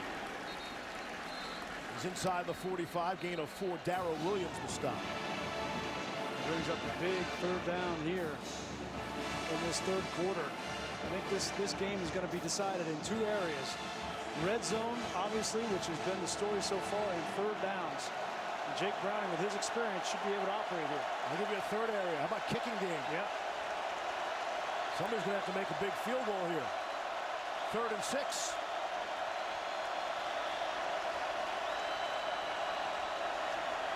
Here comes the pressure. Browning able to step up. And he'll throw and get the first down. Did not have to throw the ball. Smart quarterbacking by Jake Browning. What a big-time play this is. He didn't panic. There's a free rusher on the outside. He doesn't panic, gets him in the air. That's Big Cat Bryant, and then keeps the play alive. And his feet, people underestimate the amount of plays he makes running the ball. Here's Browning. On the ground to Gaskin. He'll stop and start. And he'll take a pounding for that. Williams and then Atkinson, and there's a flag down. A couple flags. Interesting about Jake Browning, he's a lefty. He throws with his right hand, does everything else Personal lefty. foul, face mask. Defense number 48. 15 yards from the end of the run. Automatic first down. Darrell Williams is down. Yeah, Darrell Williams is down, and he's not moving. Like Williams collided with his own teammate, Montavious Atkinson. Will step out. That's Darrell Williams being attended to on the sideline. Looks to be okay. The face mask penalty. Auburn's had 10 penalties in the game for 107 yards, and we haven't started the fourth quarter yet. Second personal foul against them on this drive. And there's another flag, and that's Dontavius Russell.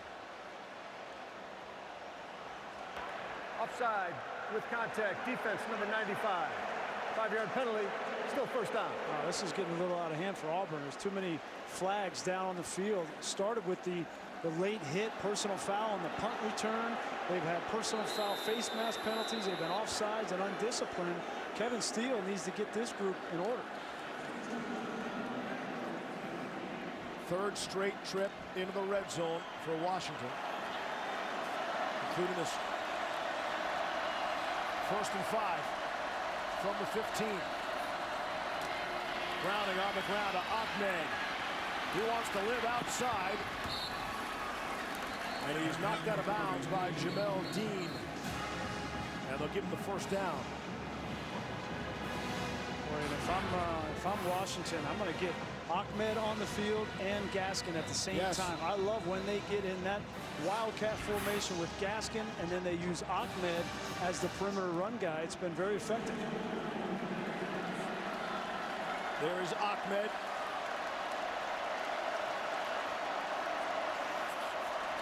First and goal now. Slides forward for a yard. I know what I'm not going to do. I'm not going to run a Derek Brown. No. Going to pick something else? Every time they run at big number 5, it's a negative play. Keith Bonifat tried to explain the difference in the running backs, and he said of Ahmed, he's the hip-hop, and of Myles Gaskin, he's the smooth jazz. I like that.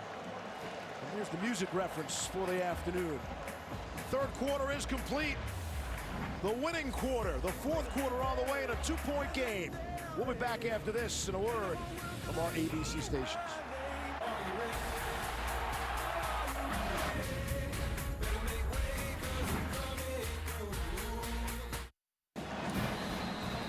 Steve Levy, Brian Greasy, Todd McShay, welcome you back to Atlanta, the Mercedes-Benz Stadium.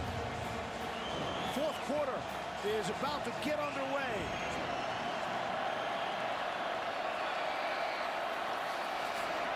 And it's Chico McClatcher trying a jet sweep. Not even close to making something happen there. Deshaun Davis comes up with a big stop. Reese, Washington had 11 first downs for 146 yards in that third quarter. 0 points. Yep. And again, it comes back to that red zone offense. You know, I think what's most effective for them has been throwing the ball up to Ty Jones, but Auburn has made the adjustment. They are now not allowing Jamel Dean to be man-to-man against Jones. They're putting a safety over the top. That tells you Washington has to run the football. Third down and goal from the 13. Fifth straight trip into the red zone for the Huskies. Here's Browning. Looking middle. Tipped away. Bocelli was open, but Darrell Williams prevented that pass from getting through. Darrell Williams got up off the mat. He was hurt, had a stinger, and saves a touchdown here. That was an easy touchdown for Bocelli. Great play by the linebacker. Here's Peyton Henry. Trying to give Washington their first lead of the game. From 30 yards away. Off the upright. And through. Peyton Henry. We heard how terrific he's been in camp. He was living off those uprights when we were out in Seattle. It was almost like he was trying to hit the goalposts. He missed 3 of them, as you said, in practice. And Chris Peterson, I asked him about it after practice. He said, yeah, I'm concerned. But Peterson gave him a look as he came off the field like, any way you can get it, buddy. 14:06 to play here in the 4th.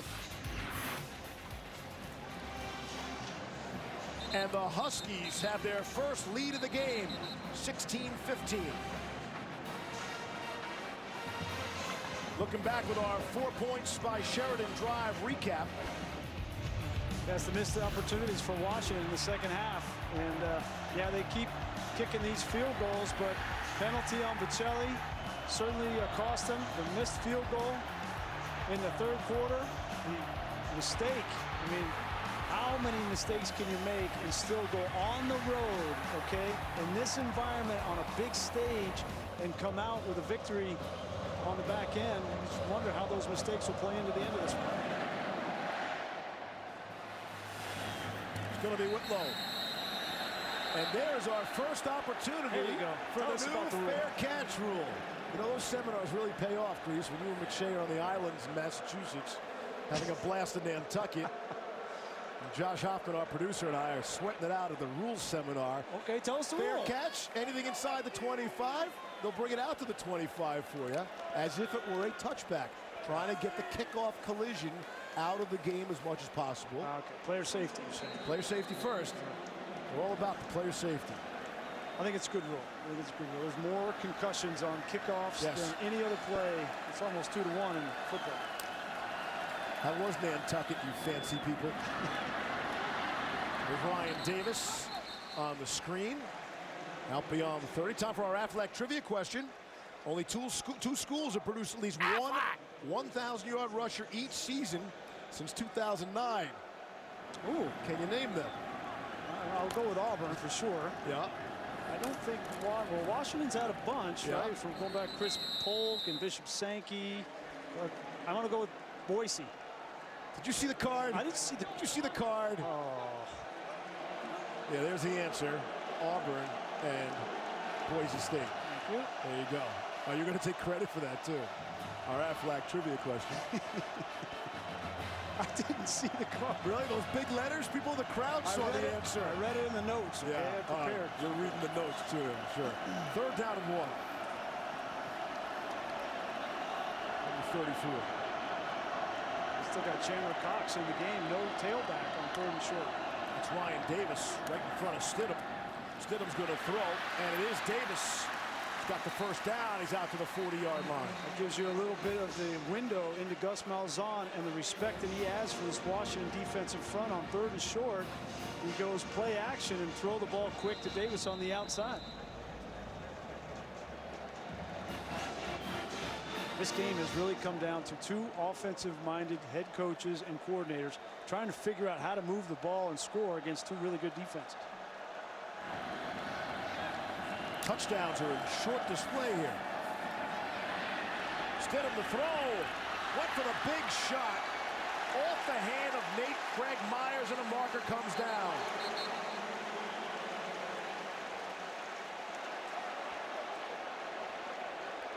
Well, JoJo McIntosh was in a difficult position there. This could be a targeting situation. Personal foul. Targeting. Defense number 14. That ruling is under further review. And I don't agree with that call. I know it's kind of a quick call. It'll come back. Yeah, because JoJo McIntosh comes with his head in the chest of Craig Myers. They're going to take a look at it, and upon further review, we think they're going to pick that one up. Let's see.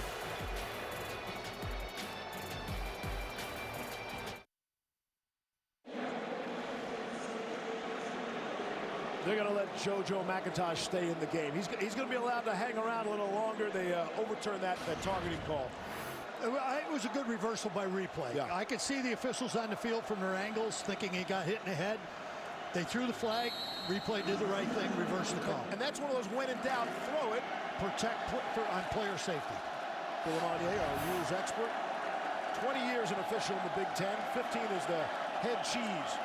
the head referee. So 2nd and 10 from the 40. Here's Stidham. Under some fire.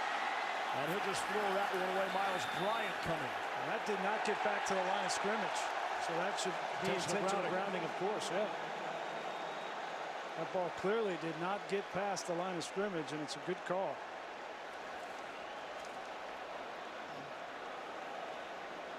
Stidham should have been aware of that blitz.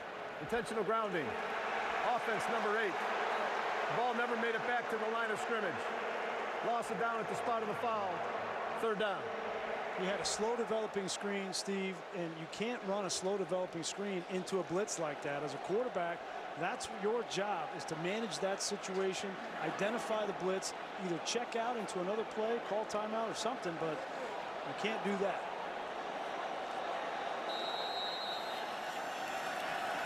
And so Auburn is going the wrong way, trailing by a point. 12.5 to play here in the 4th. We're going to have to take a few deep breaths when this game is over. This has been fast-paced and hard-hitting. Here's Stidham. Being chased out of the pocket. No intentional grounding there. Yeah, and if you're an Auburn fan, this is not what you want to see. This is what you saw in the Peach Bowl against UCF. Nobody open downfield. It's Jarrett Stidham running around. No distance. 4th down. There was a flag down on the field. They got a sideline infraction. Okay. Auburn needs to regroup on the sideline offensively, and I think they need to start running the football. Gus said he wanted to do it at halftime. They've come out and it's been a throw fest. You're right. I don't understand it. That's Aaron Sipas, the 2nd punter used today so far by Auburn. Get it in the air. Aaron Fuller will call for the fair catch at the 31. 12-13 to go in the 4th. It's a 1-point game.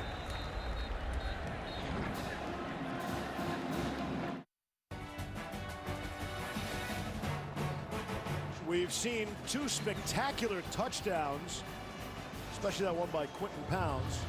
Sal Canella's was a dandy too. Yeah, we had one. I mean, it was certainly Odell Beckham, and then a flip from Canella. And this 2-point conversion, failed attempt, could be the difference in the game right now. Yeah, it's a 1-point game.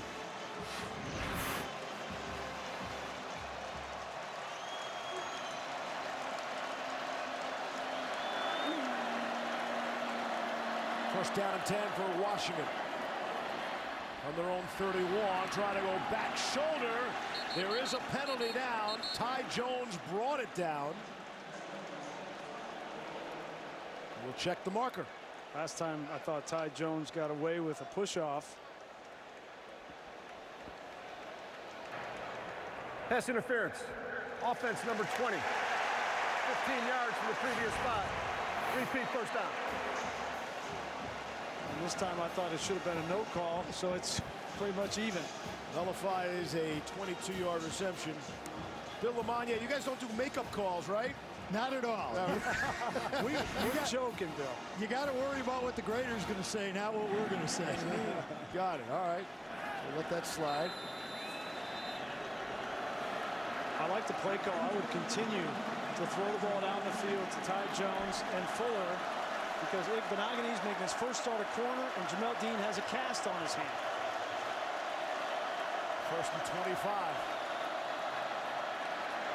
Here's Browning getting some pressure, being chased out of the pocket by Derek Brown. And again, you love the guts of Browning. He could just get out of bounds. He gets maybe a half a yard extra and takes the hit. Well, I love it. You send a message right in front of your bench, right? This is the 4th quarter. We're in a 1-point game, and I'm going to do everything I possibly can to get my team to win. And he's got a decision to make over here. Put your shoulder down. Love it. Browning says, if I play well, we play well. Wants to go out on a high note. A program that he has forever changed. He owns practically all the passing records, and he'll own plenty more by the end of this season. Here's Browning, the underneath to Bocelli. Bring up third down. Daniel Thomas bringing the wood. And that quote was in response to, people asking him, what was the difference between 2016 and 2017 for you? And what he said is, I tried to do too much. I tried to do too much with my receivers. I tried to think too much. I tried to create too much. I just needed to focus on me, and that's where that came on. If I play well, we play well is what he distilled it down to. 43 touchdown passes in 16, just 19 touchdown passes a season ago. That would have been good for a lot of quarterbacks around the country. Not Jake Browning. 3rd and 12. Took a big hit, but stayed in there to make the grab was Aaron Fuller, and he's still short of the marker. Our Big Cat Bryant came on a stunt, and he had full bore at Jake Browning. You want to talk about standing in there and taking a shot. Wow. Now, I don't know how that is not called. Right? Targeting. That's a defenseless player by definition, and the crown of the helmet of Bryant comes through and hits him right in the jaw. Let's get the ones, let's call the ones that are obvious rather than the ones that are marginal. No flag on the play. Ryan Davis is back deep for Auburn. Gets a running start and is taken down immediately. Austin Joyner with an excellent special teams tackle.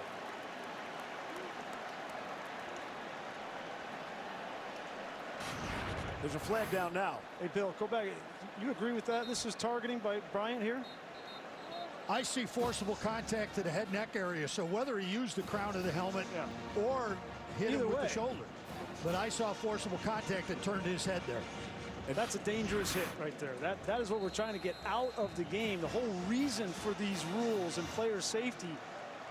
And two guys are looking right at it. And that's the head guy. That's the referee's job to protect the quarterback. Browning is face down on the turf, waving his arms, looking for the call. Stidham on the move. And he'll try to just shovel that out of bounds. Goes an incomplete pass. So losing a yardage on the play. Feels like the tempo with these two offenses has slowed down a little bit. That first quarter was lightning fast. Now Auburn's kind of walking around a little bit. I think you see conditioning starting to come into effect here in the fourth quarter. This first game that these guys have played, right? 4 quarters, a long time. And you can't provide all of the camp in the spring and the fall. You can't come up with game-like situations. There's nothing like the real thing. Here's Cam Martin. And he is stopped for a loss. Ben Burkheaven and Tevis Bartlett there. And Gus Malzahn on this drive has come out and he wants to establish that run that we talked about. There's just nothing there. This Washington defensive front seven has been up to the task today. We wondered if they would be able to keep pace with Auburn offensively. All the eye candy that they do in the backfield, and Burkheaven, Bartlett, and the guys up front, Gaines, they have been up to the task.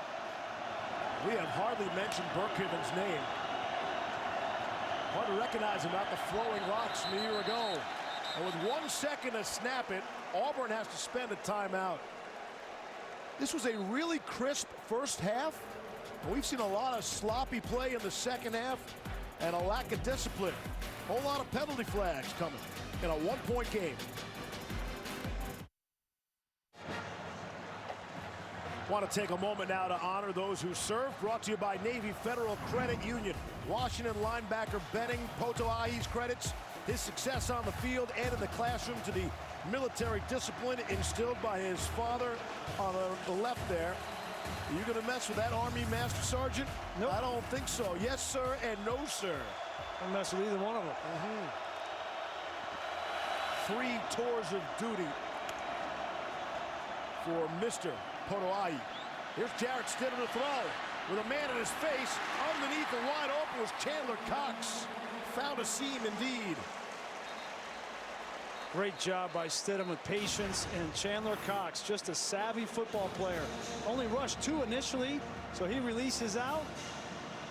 Big first down. To gain a 12 on the play. Here's 1st and 10. It's Stidham throwing. It's Ryan Davis on the short game, and there's a flag down. Why wouldn't there be?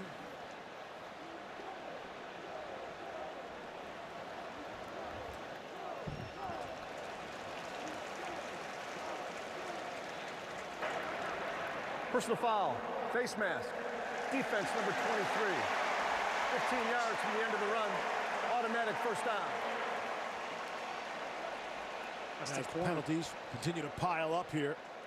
Just announced the attendance, over 70,000 in the house for the Chick-fil-A kickoff game. Chris Peterson saying, who is that on? They called it on corner Jordan Miller. He was fighting to get off a block from Canella on the perimeter. I'm not sure if that was him or if it was a different player. Auburn's across midfield. Stidham to throw. And going up and pulling it down is Darius Slayton. Right in front of Jordan Miller. That's a page out of Jake Browning's book right there with Aaron Fuller. And I like that. Going right back after a guy that got a penalty to see if the mental discipline is there. Good for 21. Stidham on a quarterback draw. And he'll lean forward. Shane Bowman made the tackle. Under 8 to play now here in the fourth, in a one-point game.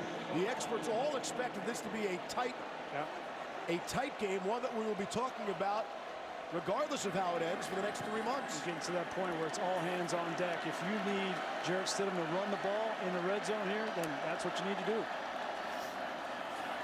Draw to Cam Martin for first down yardage. And 7 on the play. This is what Gus Malzahn was talking about at halftime. They get in this red zone, they want to run the football. Between the 80 other yards, it doesn't really matter, but here, he's exactly where he wanted to run the football is what he said. Auburn's first red zone trip since midway through that second quarter or so.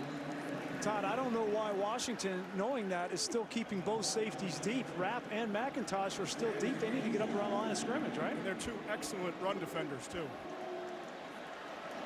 Looks like Jimmy Lake is going to substitute here and bring in a couple more defensive linemen, a couple fresh defensive linemen. He's been doing that all second half. I think it's been a big reason why this UW defense has been so successful. Charge timeout, Washington. There was an issue getting the right people on the field there.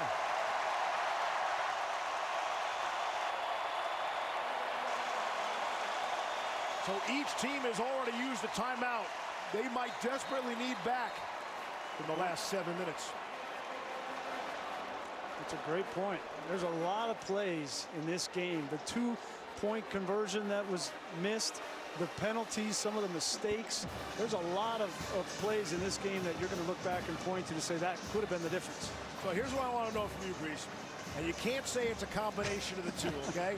Is this great red zone defense we have seen in the game or poor red zone offense? I think these two defenses have played well. Certainly there's a lot of yards that have been put up in this game, but I judge good defense by points allowed. That's really the only thing that matters to me, points allowed and turnovers, and these teams have kept the offenses out of the end zone. And we've seen a couple of missed field goals as well on each side. Tight down the stretch. Wouldn't have it any other way on opening day in college football.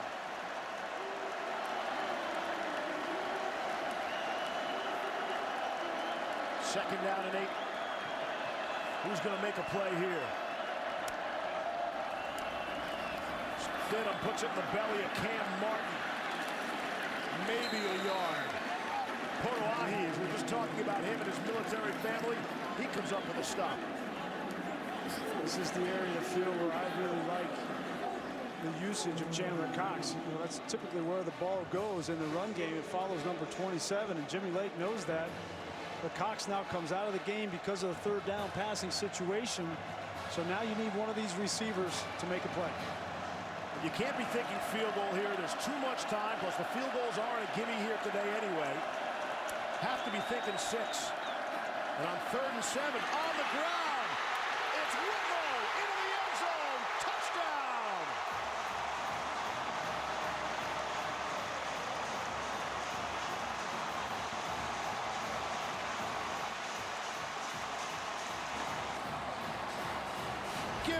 76.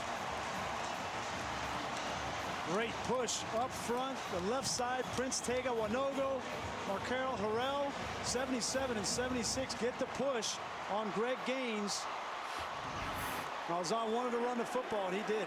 Two-point conversion. That's Jarrett Stidham at the bottom of your screen. Chandler Cox out of the Wildcat.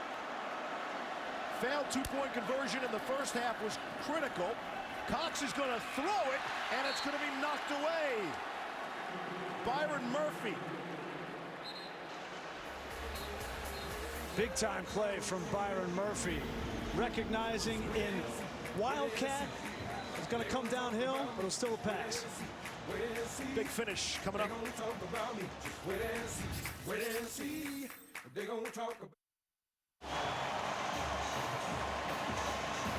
This season, for every field goal and extra point made by participating universities, Allstate will make a contribution to the university's general scholarship fund. Our thanks to Allstate. Interesting call there on that two-point conversion. You know, you got one of the best quarterbacks in the country. You got a big slammer fullback in Chandler Cox, and you decide to try to have him throw the football. A few people are going to second-guess that one, you think? Yes, I think. It's a 5-point game with 6:15 to go.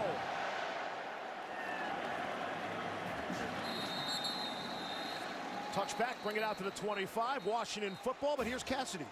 Steve, time now for the All-State Mayhem moment. It's the 11th anniversary to the day since App State's win over Michigan. Number 10 Penn State looking to avoid the same mayhem. Jalen Moore's 16-yard TD run puts App State up 38-31 with a minute to go. Penn State driving, guys. How many millions of dollars is App State getting this time around? Wait a second. We can't get through one game in the 2018 season without Cassidy rubbing it in on bringing up Michigan. It happens to be. This is the exact anniversary. That wasn't a force. He gets a pass on that. You had that one coming. Handoff. Gaskin. Out past the 30-yard line. It's been a great game. It has. It has. It's had great defense, which I love. And now you've got these two senior quarterbacks with so much on the line, so many national implications, college football playoff implications in this game, and you're coming under 5 minutes with two quarterbacks and the game on the line. Buckle up, people. Welcome to September and college football Saturdays. Browning with time, going to take a deep shot. Aaron Fuller can't catch up with it. Jordan Peters was running with him, and there is not a flag on the play.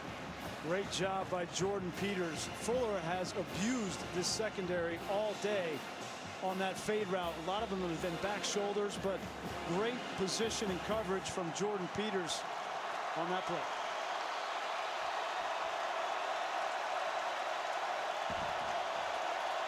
Washington just 3 of 11 in third down conversions here today.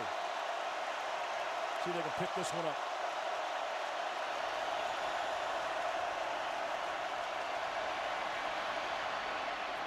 Across the middle, plenty of running room for Andre Bocelli. He's dead at midfield. Right on the 50, it's a gain of 19. Look at this patience from Jake Browning. He's got to wait to throw this in the second window. It's not open there because of the linebacker. He has to throw it over here. He's got great protection to do so. Now we get a flag. Ball start. Offense number 58. 5-yard penalty, still first down. It's Caleb McGarry, the senior. Those are the plays on third downs in the fourth quarter in tight ball games. That's why you have the experienced quarterback. That's why they're so important. And Chris Peterson has been fortunate to have him for so long. He's hoping that he's got a little bit more magic in this game. We asked Peterson, hey, what's life going to look like after Browning? We'll be fine. Don't worry. They got a lot of talent in that quarterback room. Jacob Eason, the transfer, he'll be available next season. Not available, not allowed to be in the building here today. Unless it's on his own dime. It's Myles Gaskin, the ball carrier. Well, they are well set up for the future at quarterback. Yeah. I'm Chris Peterson. I didn't think hard about getting Savon Ahmed back in the game. He's such a great change of pace, and I know that Myles Gaskin is your #1 guy, but Ahmed brings a little bit more juice, and he's in the game at tailback. And there he is. A good look at what he's looking at right now. Ahmed sample, spread out. This is a road game for Washington, bro. This is not a neutral site game. Ahmed is stopped. Montavious Atkinson came up to make the tackle. He's up another 3rd down. Now 3rd down and long here. You got to start thinking about maybe if this is 4-down territory.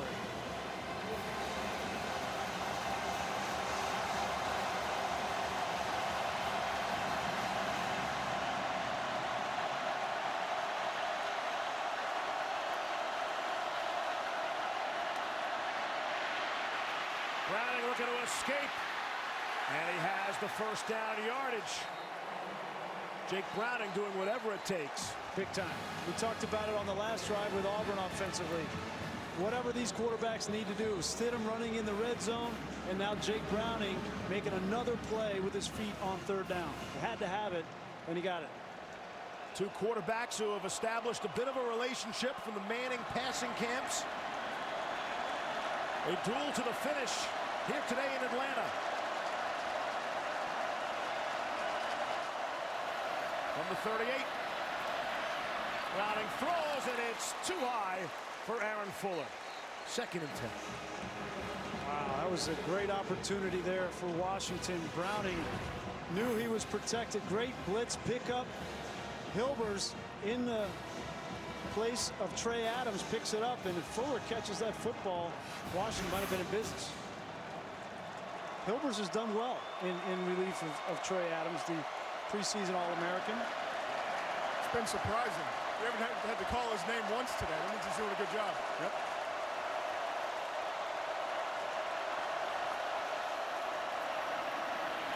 Gaskin stops and starts, and he'll take the loss. Derek Brown. In the big time for Auburn on defense. Who else but Derek Brown? I think Kevin Steele got this defensive line together on the sideline after that last drive, and he said, listen, you are the strength of our team. You have to carry us here in the 4th quarter. It's up to you.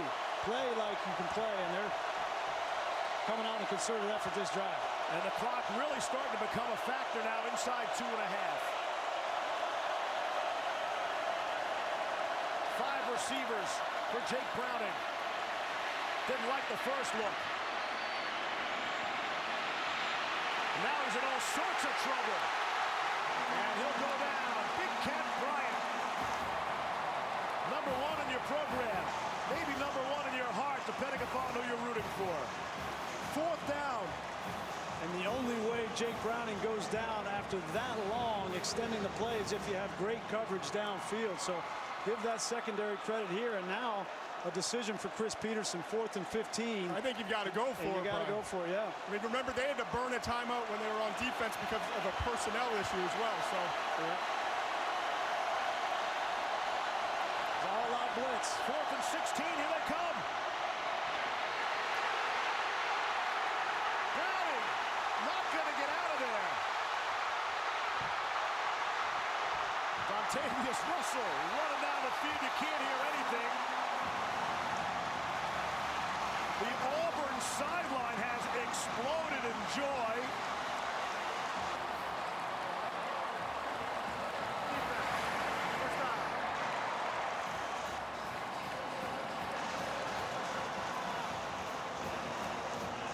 Kevin Steele on the biggest play of the game brought his biggest blitz of the game. He brought everybody to put pressure on Jake Browning. Here they are in here. There's nobody back in the middle of the field. Jake Browning had to get rid of this football, but he didn't have the time. Recovered by the defense. That ruling is under further review. They're calling that a fumble on the field. Clearly recovered by the defense. We'll see if it's an incomplete pass. It looked like that his arm was coming forward throwing that football, Bill. It was. The arm came forward. The ball was out from the pass. It hit the ground. An intentional grounding as there was no eligible receiver in the area. And now they've called the intentional grounding if replay reverses it. We talked about that earlier as always a possibility. Yep. So if replay reverses this, we'll have a spot foul for intentional grounding because he said nobody was in the area.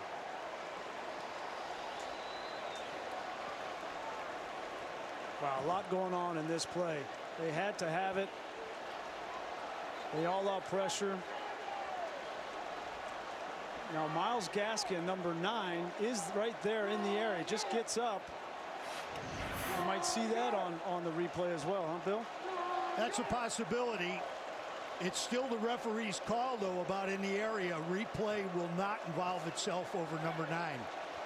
But number 9, if they saw him, would take him off the hook for a grounding if the official saw it. So here's Myles Gaskin right there, number 9. So he's in that area. I think that's enough in my book. Plus, the defender tipping the ball prevented it from getting to number 9. Correct. And the reason this is big is because obviously the change of field position, obviously they're not going to get the conversion on 4th down, but they still have 2 timeouts left and they can force a punt. You never know what's going to happen. A minute 21 left. It's a critical call. They're going to put time back on the clock over this too, because of the guy the player running with the ball. Yeah. So there will be some time put back on the clock when they reverse this to a pass. Dontavius Russell, the big fella, was thinking 6. To the hizzy.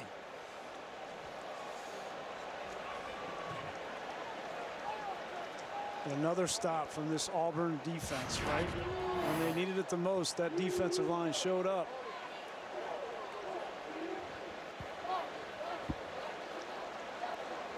Looked like there was 1 minute and 30 seconds when that ball was thrown. So maybe they'll tack on 9 more seconds to what's on the game clock now. After further review, the ruling on the field is the ball was passed and not fumbled. As a result, the ball will be placed at the 47-yard line. It'll be Auburn's ball, 1st and 10. Please adjust the game clock to 1 minute, 31 seconds. Great job getting that right. There was a lot going on there. Line of scrimmage was the Auburn 43.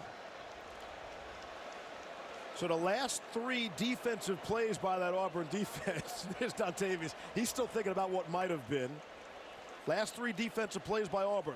Loss of 3, loss of 3, and that incomplete pass. You know, I think these 2 teams have battled today, Steve, and these 2 coaches had their teams ready to play.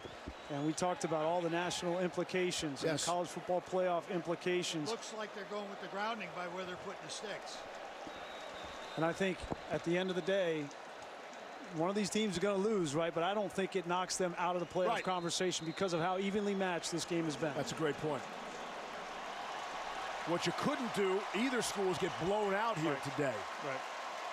We're not saying this is going to end up in a Washington loss, but the committee will reward Washington for going on the road and playing relatively even with Auburn. 91 seconds left on the ground. You know, the last 2 years, Steve, we've had examples of this, right? We've had examples with Ohio State and Oklahoma.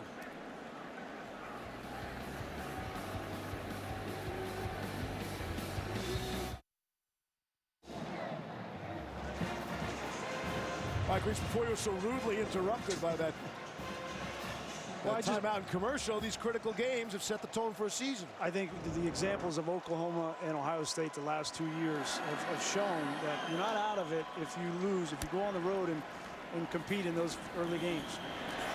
Stidham taking some people out. They'll slide down short of the 1st down, which actually works in their benefit. You'll force Washington to take another timeout. Their last. Out of timeouts. Are they out of time?